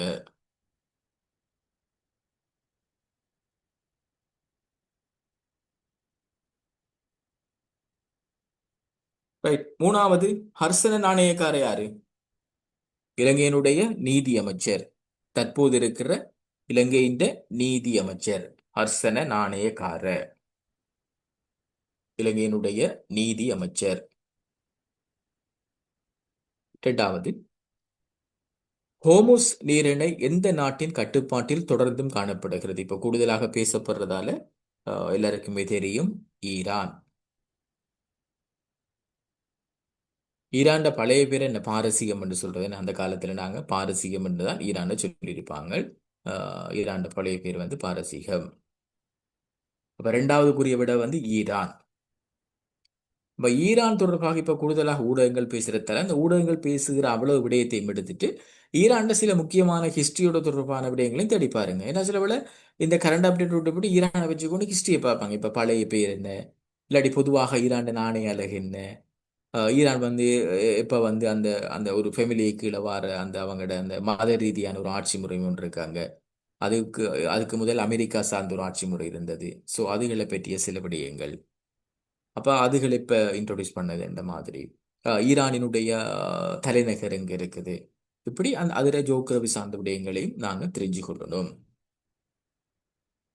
இப்ப மத்திய கிழக்குல இப்ப மோதிர நாடு என்ன? அமெரிக்கா, இஸ்ரேல், ஈரான் உடன்படுகின்ற நாடுகள்.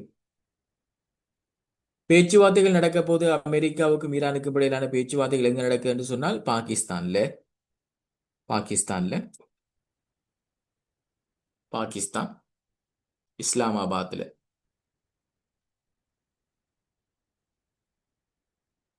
அப்ப இந்த முக்கியமான நாடுகள் இஸ்ரேல் 1948 ஆண்டு உருவாக்கப்பட்ட ஒரு நாடு. இஸ்ரேல் 1948 ஆண்டு உருவாக்கப்பட்ட ஒரு நாடு. மொசாட் என்று சொல்லப்படுற அந்த புலனாய்வு பிரிவு என்ன? இன்டெலிஜென்ட். மொசாட் என்று சொல்லப்படுற புலனாய்வு பிரிவு இஸ்ரேலுக்குரியது. கேள்வி அண்மையில் ஒரு கேள்வியில் கேட்டிருந்தாங்க, மொசாட் என்றது ஒரு புலனாய்வு அமைப்பு எந்த நாட்டுக்குரியது என்று சொல்லி.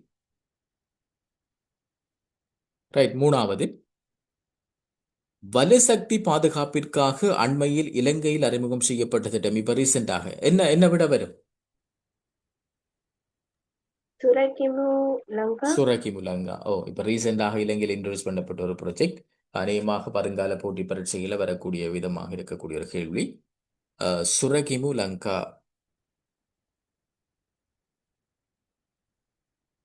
சுரகிமு லங்கா. வளமான நாடு அழகான வாழ்க்கை என்றது என்ன? எங்கட இலங்கை அரசாங்கத்தின் ஒரு துணிப்பொருள் என்ன? கிளீன் ஸ்ரீலங்கா வேலை திட்டமும் ஒரு துணைப்பொருளாக இருக்கும். அது வேற ஒரு துணைப்பொருள் இருக்கு கிளீன் ஸ்ரீலங்கா, கதையும் பார்க்கணும். இது வளமான நாடு அழகான வாழ்க்கை என்பது எங்களோட இலங்கை அரசாங்கத்தினுடைய கொள்கை பிரகடனம். அவங்க எலெக்ஷனுக்கு வார நேரம் இப்படியான ஒரு மேனிஃபெஸ்டோ தேர்தல் விஞ்ஞாபனத்தை வெளியிட்டு அதில் வார விடயங்களை மையப்படுத்தி ஆஹ், இந்த கிளீன் ஸ்ரீலங்கா வேலை திட்டத்தையும் செய்துட்டு வராங்க. இப்போ அதில் வந்ததுதான் இந்த வளமான நாடு அழகான வாழ்க்கை. எங்கட தற்போது இருக்கிற அரசாங்கத்தினுடைய அந்த கொள்கை வழிகாட்டினுடைய ஒரு துணைப்பொருள் வளமான நாடு அழகான வாழ்க்கை. முழு நாடும் ஒன்றாக என்று சொல்லப்படுறது தேசிய போதைப்பொருள் ஒழிப்பு வேலைத்திட்டம். இலங்கையில போதைப் பொருட்களை கட்டுப்படுத்துறதுக்காக அல்லது போதைப் பொருட்களை ஒழிக்கிறதுக்காக உருவாக்கப்பட்டது தான் இந்த முழு நாடும் ஒன்றாக. இது 2 ஏடிஆர் ரெஜிஸ்டர் சர்வீஸ்லையும் வந்தது, ஜிஎஸ் எக்ஸாம்லையும் வந்தது. ஆனால் ஜிஎஸ் எக்ஸாமில் சிங்களத்தில் முழு ரட்டமா එකතුව என்னமோ ஒன்றமாய் ஒரு கன்செப்டில் போட்டிருந்தவங்க. ஸோ அப்படி அந்த சிங்களத்தையும் பார்த்துக்கொள்ளணும். முழு நாடும் ஒன்றாக. இதுக்கு ஒரு டெலிஃபோன் நம்பர் இன்ட்ரடியூஸ் பண்ணினாங்க. இந்த முழு நாடும் ஒன்றாகன்றது என்ன டெலிஃபோன் நம்பர்? 1818 1818. ரைட், 1818. 1818 ஞாபகம் வச்சுக்கொள்ளலாம், அல்லது 1818 ஞாபகம் வச்சுக்கொள்ளலாம். 1818. நாங்கள் வரலாற்றை பார்க்குற பொழுது 1818ஆம் ஆண்டு மிக முக்கியமான ஒரு கலவரம் நடந்திருக்கு. அந்த கலவரம் 1818. இந்த நம்பர் வந்து 1818. அப்போ ரெண்டையும் நாங்கள் தொடர்புபடுத்தி வைக்கலாம். என்ன கலவரம்? ஆங்கிலேயர் இருக்கிற பொழுது 1818ஆம் ஆண்டு நடந்த கலவரம். இந்த 1818 நம்பர், 1818 ஆண்டு. நான் இதை தொடர்புபடுத்துறேன் உங்களுக்கு விளங்குறதுக்காக. அப்போ அதை ஞாபகம் முதலாவது வச்சுக்கிட்டு சுதந்திர போராட்டம். ஒரு ஒரு முதலாவது சுதந்திர போராட்டம்னு சொல்றதை விட right, okay. Right, okay. Uva Wellassa கலவரம் என்று சொல்லலாம். முதலாவது சுதந்திர போராட்டம் என்று நாங்கள் சொல்லலாம். 1815 தானே கண்டிய ராஜ்யம் கைப்பற்றப்பட்டது. Right, okay. மிக முக்கியமாக ஆங்கிலேயருக்கு எதிராக நடத்தப்பட்ட ஒரு போராட்டம் அது. அது 1818ஆம் ஆண்டு. இது என்ன? இது ஒரு நம்பர். அப்போ நாங்கள் ஞாபகம் வைக்கிறதுக்காக இப்படி குறுக்கு என்ன சொல்றது, நாங்கள் சொல்லுவோம் ஒரு நெகட்டிவாக அல்லது எங்களுக்கு ஒரு லிங்கை போட்டு நாங்கள் ஞாபகம் வச்சுக்கொள்றது. 1818 ஏதாவது ஒன்று ஞாபகம் வரும் எக்ஸாம் பேப்பர் டைம்ல. ரீபில்டிங் ஸ்ரீலங்கான்றது அது என்னது? டிட்வா புயலால பாதிக்கப்பட்ட எங்கட நாட்டை கட்டியெழுப்புறதுக்கான வேலை திட்டம். டிட்வா புயலால பாதிக்கப்பட்ட எங்கட நாட்டை கட்டியெழுப்புறதுக்கான வேலை திட்டம் தான் ரீபில்டிங் ஸ்ரீலங்கா. 4வது, ஈரானினுடைய புதிய அதி உச்ச தலைவர் சுப்ரீம் லீடர் யாரு? இப்ப இருக்கிறவர் வந்து முஜ்தபா கமேனி. 2வது விடை. 2வது விடை. ஏற்கனவே நடத்தப்பட்ட தாக்குதல்ல உயிரிழந்தவர் வந்து அயோத்துல்லா அல் கமேனி. இப்ப இருக்கிறவர் முஜ்தபா கமேனி, வேற மகன்தான். முதல் இருந்தவர் அவர் உயிரிழந்துட்டார். அவர் பெயர் வந்து அயத்துல்லா அல் கமேனி. 3வது, மெசூத் பெசஸ்கியன் என்று சொல்லப்படுறவர் ஈரான் நாட்டினுடைய தற்போதைய ஜனாதிபதி. ஈரான் நாட்டினுடைய தற்போதைய ஜனாதிபதி. ஈரான் நாட்டின் தற்போதைய ஜனாதிபதி.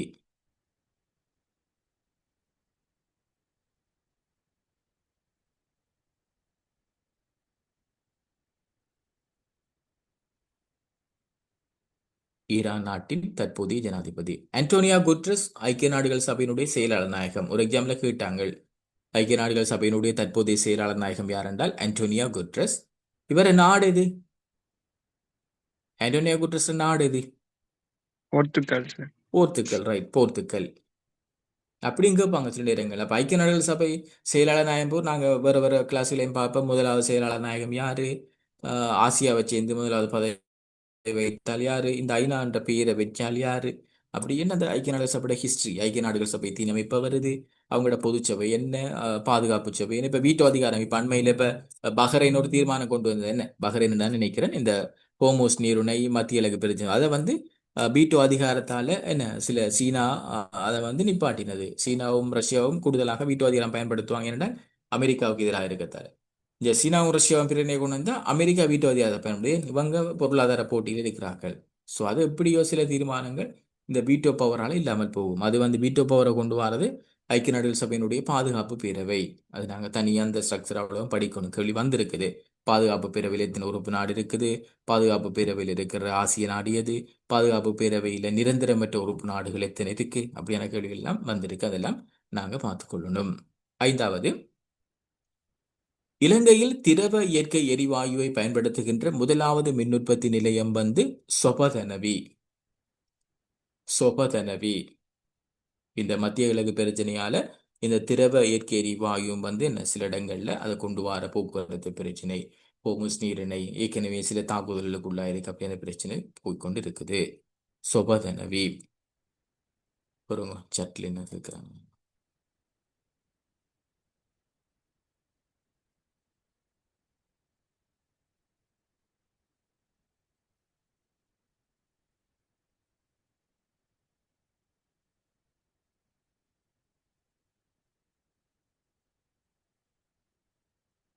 தொடர்ச்சியாக படிங்க. ரைட், ஓகே, கிளாஸ் முடிய கேளுங்க விஷயங்களை. ரைட், அப்போ நாங்கள் வந்து விட வந்து 2வது சொபதனவி.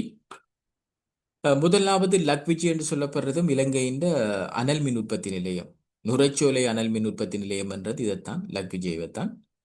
நுவரெலியா இல்லை, புத்தளம் மாவட்டத்தில் நுரைச்சோலை என்ற இடத்துல இருக்குது. சீனா வந்து அதுக்கு கடன் திட்டங்களை வழங்கியிருந்தது. அதில் பேர் லக்விஜயா. உமா ஓயா திட்டம் இலங்கையில் உருவாக்கப்பட்ட ஒரு மல்டி ப்ராஜெக்ட் பலநோக்கு அபிவிருத்தி திட்டம். ஈரான் தான், இப்போ ஈரானை பற்றி நாங்கள் பேசிக்கொண்டிருக்கோம், ஈரான் தான் அதுக்கு உதவி வழங்கினது. மற்றது இதை திறக்கிறதுக்கு இலங்கைக்கு வந்த ஈரான் நாட்டினுடைய ஜனாதிபதி யாரு? Ebrahim Raisi. Ebrahim Raisi. அதுக்கு முதல் அடிக்கடி கேள்விக்கு வரும் இந்த சம்பவம் நடந்த டைம். அவர் ஹெலிகாப்டர் விபத்தில் உயிரிழந்தவர் இப்ராஹிம் ரைசி. அடுத்தது கொத்மலை. கொத்மலையும் வந்து ஒரு மிக முக்கியமான ஒரு ப்ராஜெக்டாக இருந்தது கொத்மலை. இப்போ வந்து இறுதியாக இப்போ இந்த டிட்வா புயல் டைம்லையும் வான்கதவுகள் கூடுதலாக திறக்கப்பட்டிருந்தது. திறக்கப்பட்டு அதில் பாதிப்பு வாரத்துக்கு இது ஒரு காரணம் என்று சில விமர்சனங்களும் முன்வைக்கப்பட்டிருந்தது. ஸோ கொத்மலை. 6வது பாருங்கோ, சர்வதேச நீதிமன்றத்தினுடைய பிரதி தவிசாளராக கடமையாற்றி இலங்கையைச் சேர்ந்த சட்ட அறிஞர் வந்து Christopher Gregory Weeramantry. Christopher Gregory Weeramantry. இவர் இலங்கையைச் சேர்ந்தவர், சர்வதேச நீதிமன்றத்தில் பணியாற்றியிருக்கிறார். அடிக்கடி பரீட்சைகள் திணைக்களத்தில் வார கேள்விகள்ல இதுவும் உண்டு. கிறிஸ்டலினா ஜோர்ஜிவா சர்வதேச நாணய நிதியத்தினுடைய பணிப்பாளர் நாயகம் அல்லது தலைமைத்துவ பதவியில் இருக்கிறவர் கிறிஸ்டலினா ஜோர்ஜிவா. ஜேம்ஸ் டெய்லர் என்று சொன்னால் இலங்கையில தேயிலை அறிமுகம் செய்யறதுக்கு காரணமாக இருந்தொருவர். ஜேம்ஸ் டெய்லர் இலங்கையில தேயிலை அறிமுகம் செய்யப்படுறதுக்கு ஒரு காரணமாக இருந்தவர் ஜேம்ஸ் டெய்லர். ரவீந்திரநாத் தாகூர் நாங்கள் இப்போ பார்த்தோமே, ஆசியாவில் இலக்கியத்தில் நோபல் பரிசு பெற்றுக் கொண்ட முதலாவது ஆள். 1913 நோபல் பரிசு எடுத்தவர். என்ன நாவலுக்காக அவருக்கு நோபல் பரிசு கிடைச்சு? அந்த இலக்கிய படைப்பு எது? கீதாஞ்சலி. கீதாஞ்சலி. கீதாஞ்சலி அது கேள்விக்கு வந்திருக்கு, நிறைய திறம் வந்திருக்கு. கீதாஞ்சலி. அதே மாதிரி இவரை வச்சு டீச்சிங் எக்ஸாம்பிள் ஒரு கேள்வி வருது. சாந்தி நிகேதம் என்று சொல்லப்படுகின்ற கல்வியினுடைய ஒரு எண்ணக்கருவை இன்ட்ரோடியூஸ் பண்ணினவர் யாருண்டு? அவரும் ரவீந்திரநாத் தாகூர் தான். ரவீந்திரநாத் தாகூர். 2 நாடுகளுக்கு இவர் தேசிய கீதம் இயற்றியிருக்கிறார். எந்த நாடு அது ரெண்டும்? ஒரு பரீட்சைகள் திணைக்களத்தின் ஒரு எக்ஸாம் கேள்வி. எந்த நாடு? பங்களாதேஷ், பங்களாதேஷ், இந்தியா. பங்களாதேஷ், இந்தியா. இப்போ அண்மையில் இந்த பங்களாதேஷ் அரசாங்கத்துக்கு எதிரான போராட்டங்கள், பங்களாதேஷினுடைய ஷேக் ஹசீனா இந்தியாவில் இருக்கிற அந்த எதிர்ப்பு காரணமாக இந்தியா நாட்டை சேர்ந்த ஒரு ஆள் வந்து எங்கட தேசிய கீதம் எழுதினாங்க, அது சரி வராது, அதை மாற்றணும் என்றெல்லாம் சில கோஷங்கள் வந்து பங்களாதேஷில் உருவாக்கப்பட்டிருந்தது. மாற்றுப்படலை, பட் ஒரு கோஷம் ஒன்று இருந்தது. ரைட், 7வது பாருங்க. பின்வருவனவற்றுள் ரஷ்யாவினுடைய நாணய அலகாக கருதப்படுறது வந்து ரூபிள். ரூபிள் ரஷ்யாவினுடைய நாணய அலகு வந்து ரூபிள். தினார் என்ற நிறைய நாடுகள் இருக்கிற குவைத் தினார், பஹ்ரைன் தினார், அப்படிலாம் நிறைய இருக்குது. அதுகளை பார்த்துக்கொள்ளுங்க. யூரோ என்று சொன்னால் அது ஒரு தனி நாட்டுக்குரிய நாணயம் அல்ல, அது ஒரு ஐரோப்பிய ஒன்றிய நாடுகளில் யூரோ நாணயத்தை பின்பற்றுகின்ற யூரோ வலய நாடுகள் என்று இருக்குது. இப்ப இறுதியாக நான் நினைக்கிறேன் பல்கேரியாவோ ஏதோ ஒரு நாடு தான் இறுதியாக நெஞ்சு கொண்டது பார்ப்போம் நாங்க அதுல. அப்ப அந்த நாடுகள் தங்களுக்கு இடையில பிரான்ஸ் யூரோ பயன்படுத்துது, அப்படி சில நாடுகள் பயன்படுத்துறாங்க. அவங்க எல்லாம் வந்து யூரோ நாணயம் என்று சொல்றது. என்னன்றது ஜப்பான், என் ஜப்பான். சீனாக்கு வந்து யுவான், யூனா பாவன்னா என்னன்னா சீனா யுவான். அமெரிக்கா டாலர் உங்களுக்கு தெரியும். பிரித்தானியா எல்லாம் வந்து ஸ்டேர்லிங் பவுண்ட். ரைட், எட்டு பாருங்க. 1000 ஏரிகளினுடைய நாடு என்று அழைக்கப்படுகின்ற நாடு பின்லாந்து. 1000 ஏரிகளினுடைய நாடு என்று சொல்லப்படுறது வந்து பின்லாந்து. 1000 ஏரிகளினுடைய நாடு என்று சொல்றது பின்லாந்து. இப்ப இது வந்து நிறைய செப்பரேட் விசேட பேர்கள் இருக்கும், அதுகளை பார்க்கணும். ஐரோப்பாவினுடைய விளையாட்டு மைதானம் என்று சொல்றது சுவிட்சர்லாந்து. உலகத்தினுடைய சர்க்கரை கிண்ணம் என்று சொல்றது கியூபா. உலகத்தினுடைய சர்க்கரை கிண்ணம் என்று சொல்லப்படுறது கியூபா. ஐரோப்பாவினுடைய நோயாளி என்று சொல்றது துருக்கி. ஐரோப்பாவினுடைய நோயாளி என்று சொல்றது துருக்கி. சக்கரவர்த்திகளின் மயானம் என்று சொல்றது சக்கரவர்த்திகளின் மயானம் என்று சொல்றது ஆப்கானிஸ்தான்.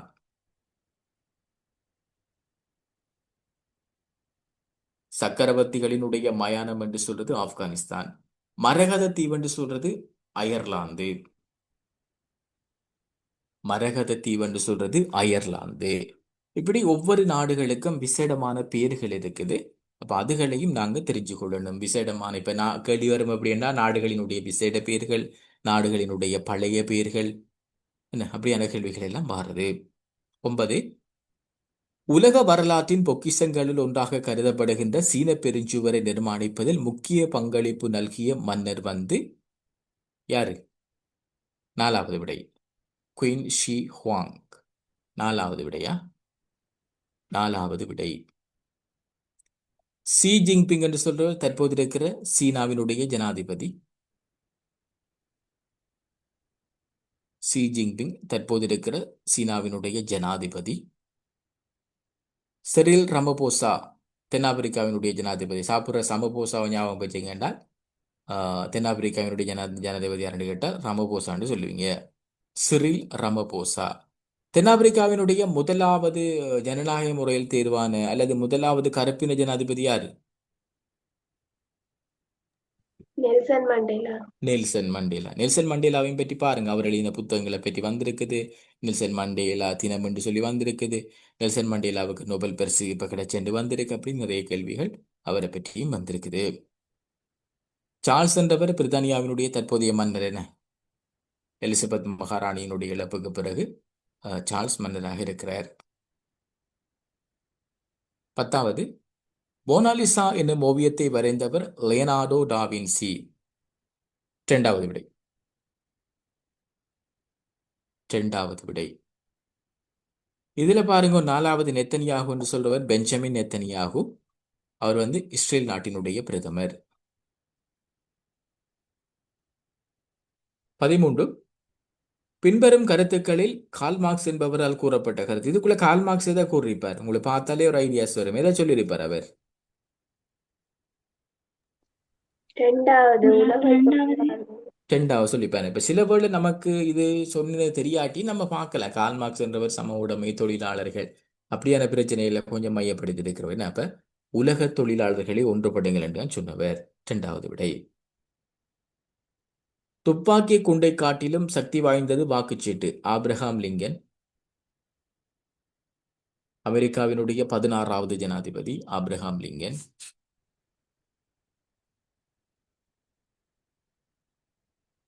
எனக்கு ஒரு கனவு இருக்கிறது. Martin Luther king.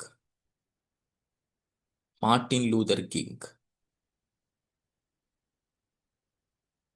இவர் வந்து இப்ப நெல்சன் மண்டேலா எப்படி தென்னாப்பிரிக்காவில் கருப்பின மக்கள் விடுதலைக்கு போராடினாரோ அதே மாதிரி அமெரிக்காவில் வந்து கருப்பின விடுதலைக்காக போராடினவர் தான் மார்ட்டின் லூதர் கிங்.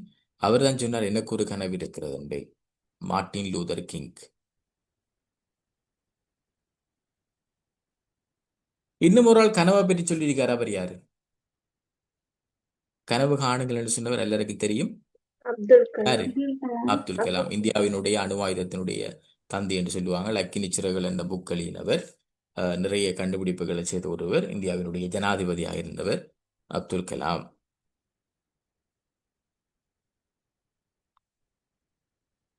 செய் அல்லது செத்துமடி அது மகாத்மா காந்தியின் கன்செப்ட் உண்டு.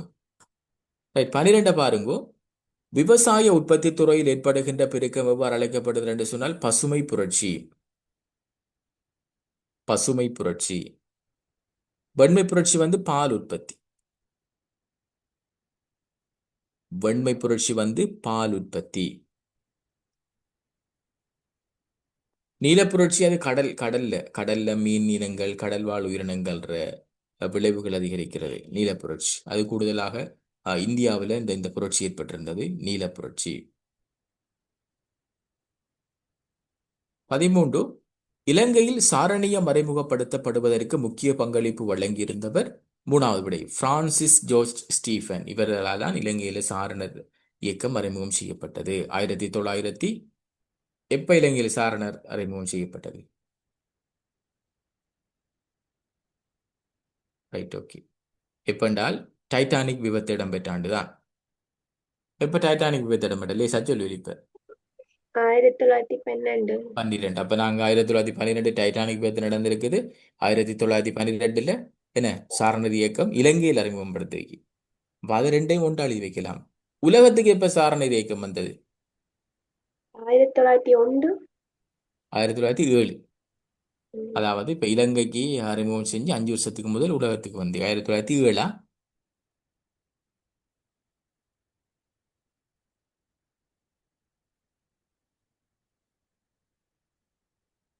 அப்ப விட வந்து 3வது பிரான்சிஸ் ஜோர்ஜ் ஸ்டீஃபன். உலகத்துக்கு சாரணர் இயக்கத்தை அறிமுகம் செய்தாக்கள் பேடன் பவல் பிரபு. உலகத்துக்கு சாரணர் இயக்கத்தை அறிமுகம் செய்தாக்கள் பேடன் பவல் பிரபு, பிரித்தானியாவை சேர்ந்த ஒருவர். டி.எஸ். சேனநாயக்க இளைஞனுடைய தேசபிதா.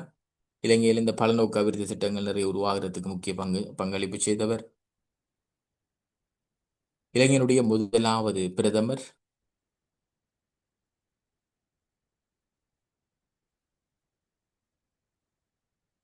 ஹென்றி டுனான் வந்து சர்வதேச செஞ்சிலுவை சங்கத்தினுடைய ஸ்தாபகர்.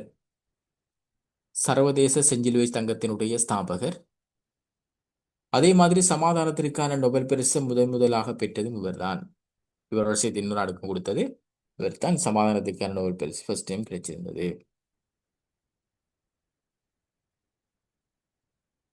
பிரித்தானியாவினுடைய ஆதிக்கத்தின் கீழிருந்த நாடுகள் ஒன்றிணைந்து தமக்கிடையில் உருவாக்கி கொண்ட அமைப்பு எது?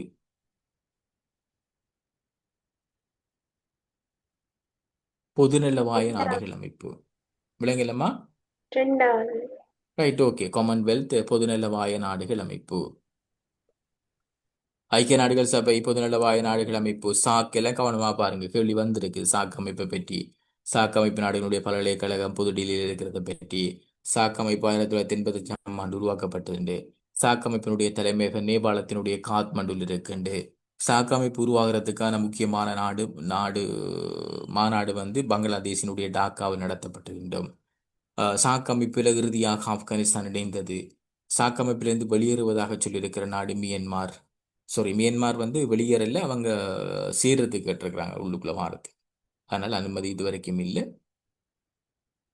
ஸோ அப்படி அந்த மாதிரி எல்லாத்தையும் தெரிஞ்சு வச்சுக்கொள்ளுங்க. இலங்கையினுடைய சுதந்திர சதுக்கத்தில் உள்ள ஞாபகார்த்த கட்டிடத்தை வடிவமைச்சவர் வந்து 4வது டாம் நெவில் பைன்லோஸ். இது பாஸ் பேப்பர் கேள்வியா? போருங்க சேட்டில் என்ன கேட்குறாங்க பார்த்துருவாரு.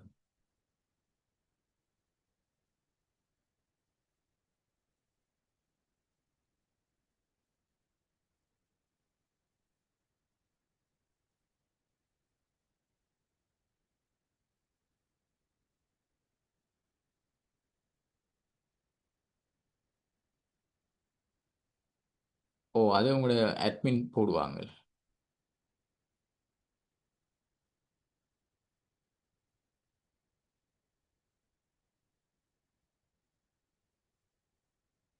ரைட், அடுத்தது பாருங்க. நாலாவதா இலங்கையில சுதந்திர சதுக்கத்தில் உள்ள ஞாபகார்த்த கட்டணமே ஒரு கிளரிபிகேஷன் போட்டிருக்கிறீர்கள். ரைட், ஓகே, நான் பார்க்கிறேன் அது. விட வந்து நாலாவதா டொம் நெவில் வைன் ஜான்ஸ்.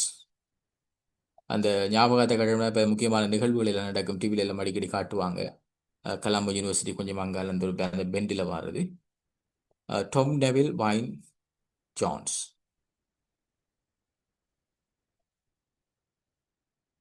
இதுல இமானுவல் மெக்ரன் என்று சொல்லப்படுவர் பிரான்ஸ் நாட்டினுடைய ஜனாதிபதி. பிரான்ஸ் நாட்டினுடைய ஜனாதிபதி. நிக்கலஸ் மதுரோ மிக பிரபலமான ஒருவர். அண்மை காலத்தில் ஈராண்ட யுத்தம் ஆரம்பிக்கிறது முதல் அவர்தான் பிரபலமாக இருந்தார். யார் இவர்? Nicholas Maduro. Venezuela Venezuela. ஜனாதிபதி. ஓ, வெனிசுவேலா ஜனாதிபதி. இப்ப நான் நினைக்கிறேன் ஜிஎஸ் எக்ஸாம்ல கேட்டிருப்பாங்களேன்ட்டு. அந்த அளவுக்கு மிக முக்கியமான ஒருவர். என்ன, ஒரு வெனிசுவேலா ஒரு நாட்டினுடைய ஜனாதிபதி அந்த நாட்டுக்குள்ள போய் தூக்கி கொண்டே தண்ட நாட்டினுடைய சிறைச்சாலைக்குள் அடைச்ச ஒரு சம்பவம் என்று உலகளாவிய ரீதியில ஒரு விமர்சனங்களுக்குள்ளான ஒரு விடயம். வெனிசுவேலா நாட்டினுடைய ஜனாதிபதி தான் அவர்.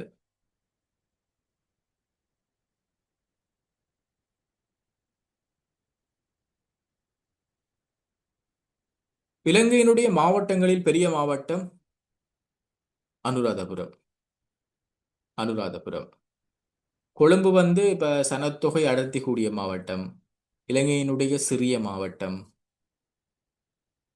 இலங்கையிலே கண்ணனி அறிவு வீதம் கூடிய மாவட்டம். இலங்கையின் முதலாவது மாநகர சபை கொழும்பு மாநகர சபை.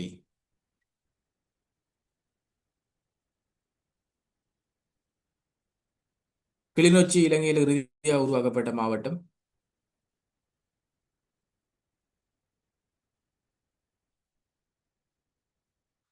புலனறுவை பொறுத்த வரைக்கும் அங்கே சிறுநீரக வைத்தியசாலை கேள்வி ஒன்று வந்துச்சு. இலங்கையில் சிறுநீரக வைத்தியசாலை கொத்துழைப்புலங்கிற நாடு எதுன்னு கேட்டு நான் நினைக்கிறேன். அப்படியே சில கேள்விகள் வந்திருக்குது.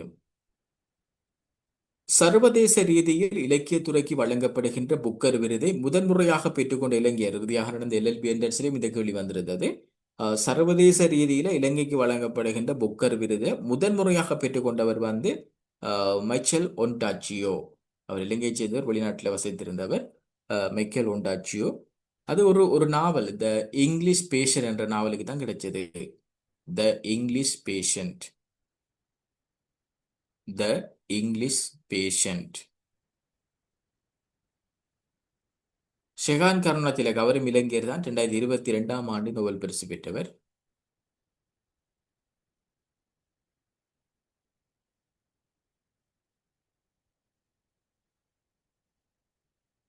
பதினெட்டு.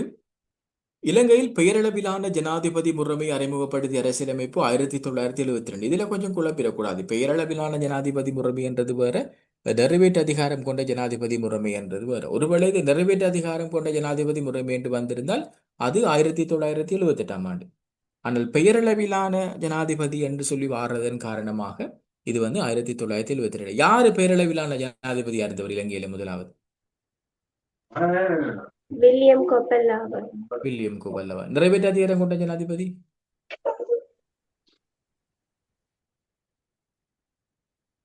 அது ஜே.ஆர். ஜெயவர்தன. நிறைவேற்று அதிகாரம் என்ற ஜே.ஆர். ஜெயவர்தன. 1972. 1972 பாராளுமன்றம் எப்படி அழைக்கப்பட்டது? பாராளுமன்றம் என்றால் அது வேற பேரா? வேற பேர் என்ன? அரசியலமைப்பு பேரவை. தேசிய அரசு பேரவை. தேசிய அரசு பேரவை. தேசிய அரசு பேரவை. இதுல 31 வந்து டொனமூர் அரசியலமைப்பு கொண்டு வரப்பட்டது. 47 சோல்பரி. 47 சோல்பரி அரசியலமைப்பு. 47 சோல்பரி அரசியலமைப்பு. 72 முதலாம் குடியரசு. அது உருவாக்கின யாரு முதலாவது குடியரசு? Colvin RD. Silva. Colvin RD. Silva. 833 வந்ததுதான் கோல்புரூக். கோல்புரூக். இலங்கையின் பிரதமராகவிருந்த எஸ்.டபிள்யூ.ஆர்.டி. பண்டாரநாயக்க சுட்டு படுகொலை செய்யப்பட்டதன் பின்னர் குறுகிய காலத்துக்கு பிரதமராக பொறுப்பேற்றிருந்தவர் டபிள்யூ தகநாயக்க. டபிள்யூ தகநாயக்க. சில இடங்களில் விஜய தகநாயக்க என்றாலும் இவர் தான். டபிள்யூ தகநாயக்க. பிலிப் குணவர்த்தன பொருளுகூட சிங்கி ஒன்று சொல்றவர். பொரளுகொட சிங்கையோ அல்லது கோட்டையின் சிங்கம்னு சொல்லுவாங்க. பொரளுகொட சிங்கையோ அல்லது கோட்டையின் சிங்கம்னு சொல்லுவாங்க. சேர் பொன் ராமநாதன் ஆல்ரெடி சொல்லிட்டேன். படித்த இளைஞராக சட்டசபைக்கு தெரிவு செய்யப்பட்ட ஒருவர். CWW கணங்கள் எல்லாருக்கும் தெரியும். இலவச கல்வியினுடைய தந்தை. இலவச கல்வியினுடைய தந்தை. 20 ஐக்கிய நாடுகள் சபையில் இலங்கை 1955 ஆண்டுல உறுப்புரிமை பெற்ற பொழுது இலங்கையினுடைய பிரதமராக இருந்தவர் ஜோன் கொத்தலாவல. ஜோன் கொத்தலாவல. அப்ப ஐக்கிய நாடுகள் சபை உருவாக்கப்பட்ட 1945. 45ல இலங்கை சேர்ந்ததுக்கு 55. ஐக்கிய நாடுகள் சபை உருவாக்கப்பட்டிருக்கு 1945, இலங்கை சேர்ந்ததுக்கு 1955. 10 வருஷம் வித்தியாசம். இப்போ ஏதாவது ஒன்று ஞாபகம் வச்சுக்கிட்டால், இப்போ உதாரணமாக உங்களுக்கு ஐக்கிய நாடுகள் சபை உருவாக்கப்பட்டது 1945 தெரியும் என்று சொன்னால், அப்போ இலங்கை எப்பன்னு கேட்டால் அதுலேருந்து 10 வருஷத்துக்கு பிறகு. அல்லது ஐக்கிய நாடுகள் சபையில் இலங்கை ஜாயின் பண்ணினது 1955 உங்களுக்கு தெரியுமெண்டா என்ன அது மாறி நாங்கள் பார்த்துக்கொள்ளலாம். ஸோ அந்த 2 ஆண்டு கவனமாக பார்த்துக்கொள்ளுங்க. இப்போ பிரதமராக இருந்தவர் சர் ஜான் கொத்தலாவல. 2வது விடை. டட்டி சேனநாயக்க அவர் இலங்கையின் பிரதமராக இருந்தவர். DS சேனநாயக்காவினுடைய புதல்வர். JR ஜெயவர்தன இலங்கையினுடைய முதலாவது நிறைவேற்று அதிகாரம் கொண்ட ஜனாதிபதி. இலங்கையினுடைய முதலாவது நிதியமைச்சர்.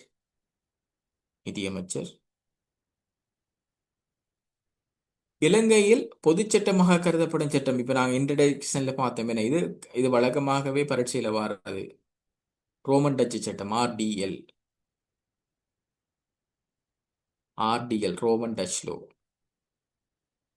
இதுல 3 இந்த பர்சனல் லோன்னு சொல்லுவாங்க, இல்லாட்டி தனியார் சட்டம்னு சொல்றது. அதுல தேசவளமை சட்டம் இருக்குது. தேசவளமை சட்டம், கண்டிய சட்டம், அடுத்தது முஸ்லிம் சட்டமும் அதுக்குலாம் வரும். இங்க பொது சட்டம் ரோமன் டச்சு சட்டம். சமூக வலைத்தளங்கள் மற்றும் இணையதள பாவனையை கண்காணித்து முறையற்ற நடவடிக்கைகளை கட்டுப்படுத்துவதற்காக அறிமுகப்படுத்தப்பட்ட சட்டம் நிகழ்நிலை காப்பு சட்டம். நிகழ்நிலை காப்பு சட்டம். இதுக்கு ஒரு விமர்சனங்கள் இருந்தாலும் இந்த ஒரு சட்டம் ஒன்று நிறைவேற்றப்பட்டது. நிகழ்நிலை காப்பு சட்டம். தகவல் அறி சட்டம் இலங்கையில் இருக்குன்னு இப்ப நடைமுறையில் இருக்குது. 19 திருத்தத்தின் மூலமாக அந்த அதிகாரங்கள் வந்தது. ஒரு தகவல் கேட்டால், ஒரு அரசு நிறுவனத்தில் தகவல் கேட்டால் வேலை நாட்கள் 14க்குள்ள அதுக்குரிய தகவல் வழங்கணும். இல்லாட்டி அவங்க மேன்முறையீடு செய்யலாம். இலங்கையில மேன்முறையீடு செய்யக்கூடியது கோர்ட் ஆஃப் அப்பீல்ல, மேன்முறையீட்டு நீதிமன்றத்தில் தான் மேன்முறையீடு செய்யணும்.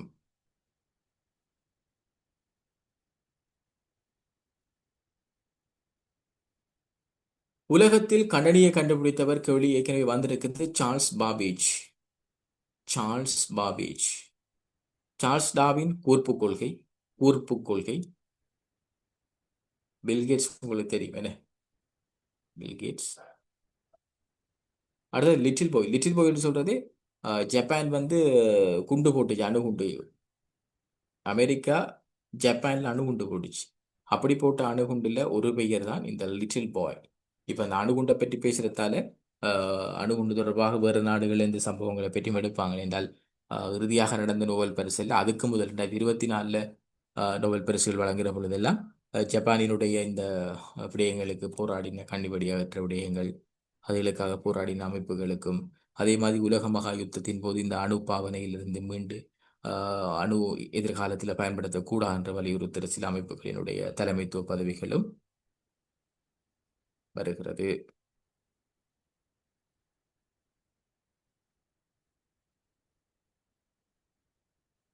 இப்ப அணு தொடர்பாக நாங்க பார்க்கிற பொழுது இப்ப என்ன சொல்றாங்க? இப்ப அமெரிக்கா என்ன சொல்லுது? ஈரான்கிட்ட அணு ஆயுதம் இருக்குண்டு, அணு ஆயுதம் ஆறுட்டு இருக்குண்டு என்ன? அப்ப அது யோசிக்கிறான், ஈரான் இல்லை என்று சொல்லு. அப்ப இந்த காலத்துல இந்த உளவு பிரச்சனை என்று சொன்னால், அப்ப நாங்க இதை வேறு விதமாக அணுவோட தொடர்பு பண்ற நேரம் சர்வதேச அணுசக்தி முகவர் அமைப்பு தொடர்பாக தேடி பார்க்கணும். இலங்கையில் அணு ஆயுதம் தொடர்பாக இருக்கிற ஒப்பந்தங்களை பற்றி பார்க்கணும். அப்படி அதில் படிச்சு கொள்ளணும். இலங்கையினுடைய உயரமான நீர்வீழ்ச்சியாக பார்க்கப்படுறது பம்பரகந்து. அடிக்கடி கேள்வி வரும். நுரலியா மாவட்டத்தில் இருக்கிற நினைக்கிறேன் பம்பரகந்து.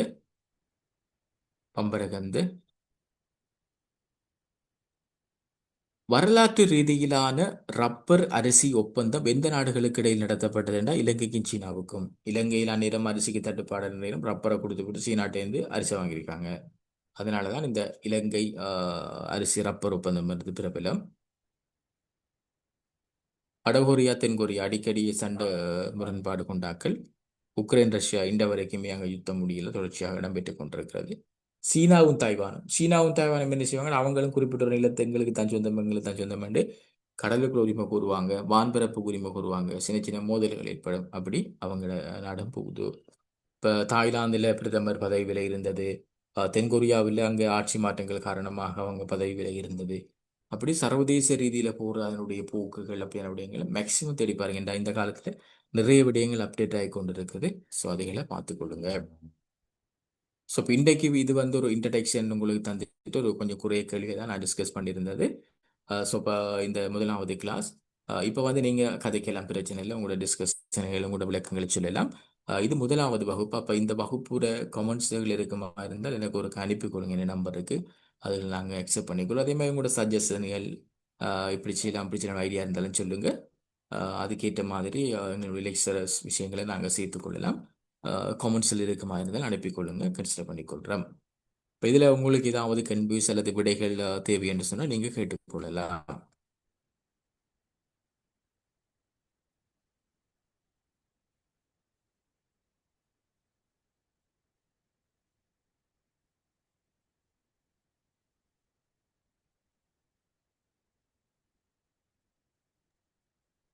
சார் இந்த ரைட், கொடுங்க. 15வது கேள்வியில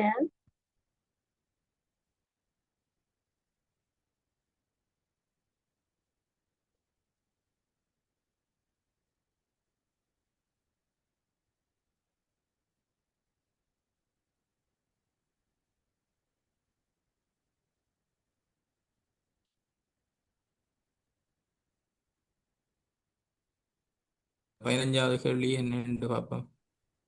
இல்ல சார், அதுல அந்த கேப்ரியல் அட்டலண்டா யாரு? அதை கேட்குறீங்களா? ஓ, அவர் யாரு?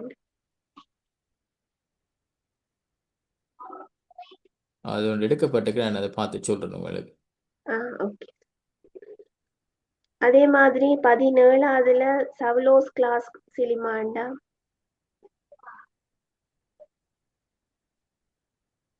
17வதுல 4வது விட இல்லை, சவலோஸ். அதெல்லாம் எக்ஸ்ட்ரா எடுக்கப்பட்டிருக்கு, அதில் விடுங்க. ஓ ஓ ஆ, அதெல்லாம் எக்ஸ்ட்ரா எடுக்கப்பட்டிருக்கு, அதை நான் பார்த்து உங்களுக்கு சொல்லுவேன். அது சில சரி. போல அந்த சில நேரங்கள் ட்ரெண்டாக இருக்குமா, அந்த ட்ரெண்டுக்காக எடுக்கிறது, அதை பார்த்து சொல்கிறேன். Okay, thank you sir.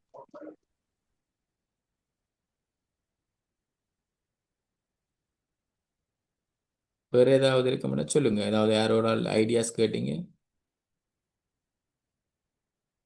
கிளாஸுகளை பற்றி?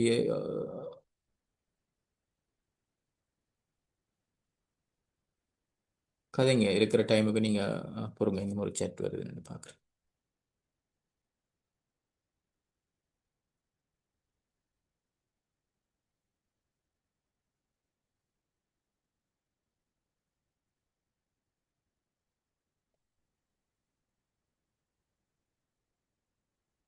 அவர் பிரைம் மினிஸ்டர் ஆஃப் பிரான்ஸாக இருந்தவர். அங்கே வந்து அடிக்கடி மாறிக்கொண்டிருந்தது அந்த டைமில்.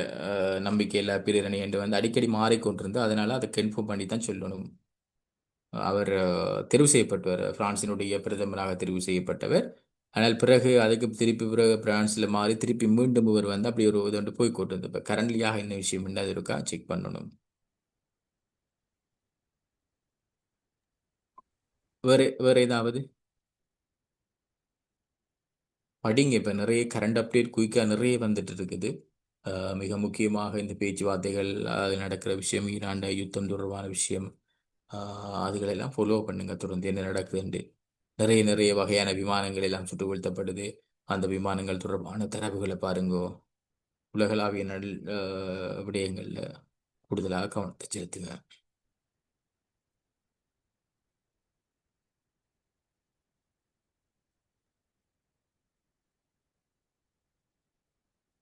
வேறு ஏதாவது நீங்கள் கேட்குறேன்னா கேட்கலாம்.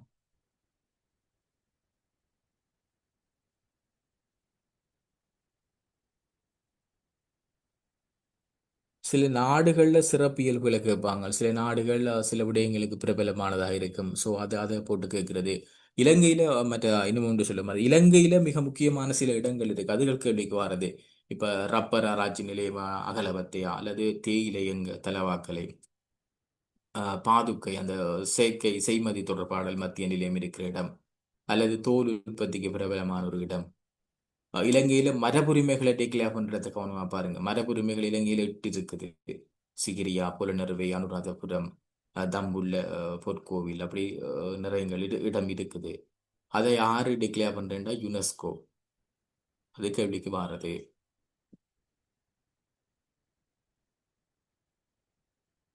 வர்றது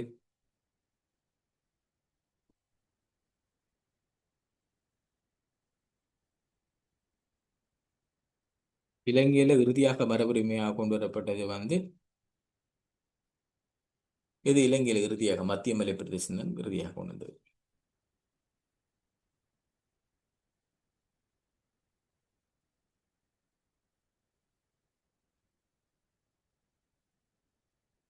ஒன்பதா? ஓ, 9 உலக வரலாற்றின் பொக்கிஷங்கள் ஒன்றாக கருதப்படுகிற சீன பெருஞ்சன் நிர்மாணிப்பது முக்கிய பங்கு வகித்தது. 4வது குயின் ஷி ஹுவாங். 4வது. இல்ல, முதலாவது ஷி ஜின்பிங் என்று சொல்றவர் சீனாவினுடைய ஜனாதிபதி, தற்போது இருக்கிற ஜனாதிபதி. சீனாவினுடைய தற்போதைய ஜனாதிபதி. சிறில் ரமபோசா என்று சொல்லப்படுறவர் தென்னாப்பிரிக்காவினுடைய ஜனாதிபதி. சார்ல்ஸ் பிரித்தானியாவினுடைய மன்னர். இவர்தான் பொதுநலவாய அமைப்பு நாடுகளுக்கும் தலைமைத்துவம் வைப்பார். இந்த பிரித்தானியாவுக்கு கீழே பொதுநலவாய நாடுகள் மெம்பர்ஸ் ஒரு காலத்துல காலனித்துவ நாடுகளாக இருந்தவங்க. அதனால எலிசபெத் மகாராணி தான் முதல்ல இருந்தது. இப்ப அவங்களோட முறைப்படியாக மன்னர் என்றதால் இவருக்கு அந்த வாய்ப்பு.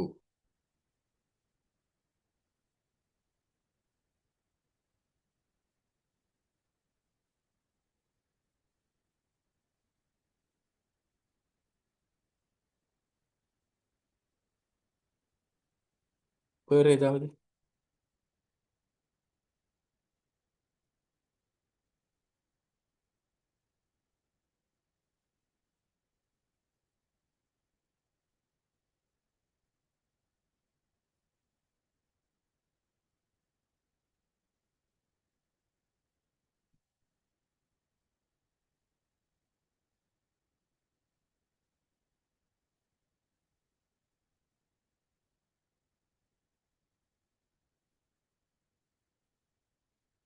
Right, okay. அப்போ ஏதாவது இருக்குமா இருந்தால் நாங்கள் டிஸ்கஸ் பண்ணலாம், கதைக்கலாம். இல்லை என்றால் நாங்கள் இதை நிறைவுக்கு கொண்டு வருவோம். உங்களுக்கு ஏதாவது தேவையான கேளுங்க. இல்லாட்டி கேள்விகளை டவுட் கேளுங்க. இல்லாட்டி இதில் இல்லாத கேள்விகள் வேறு ஏதாவது வேறு வேறு கன்ஃபியூஷன் இருந்தாலும் கேளுங்க. எனக்கு தெரியுமா இருந்தால் நான் அதை ஷேர் பண்ணுறேன் உங்களுக்கு.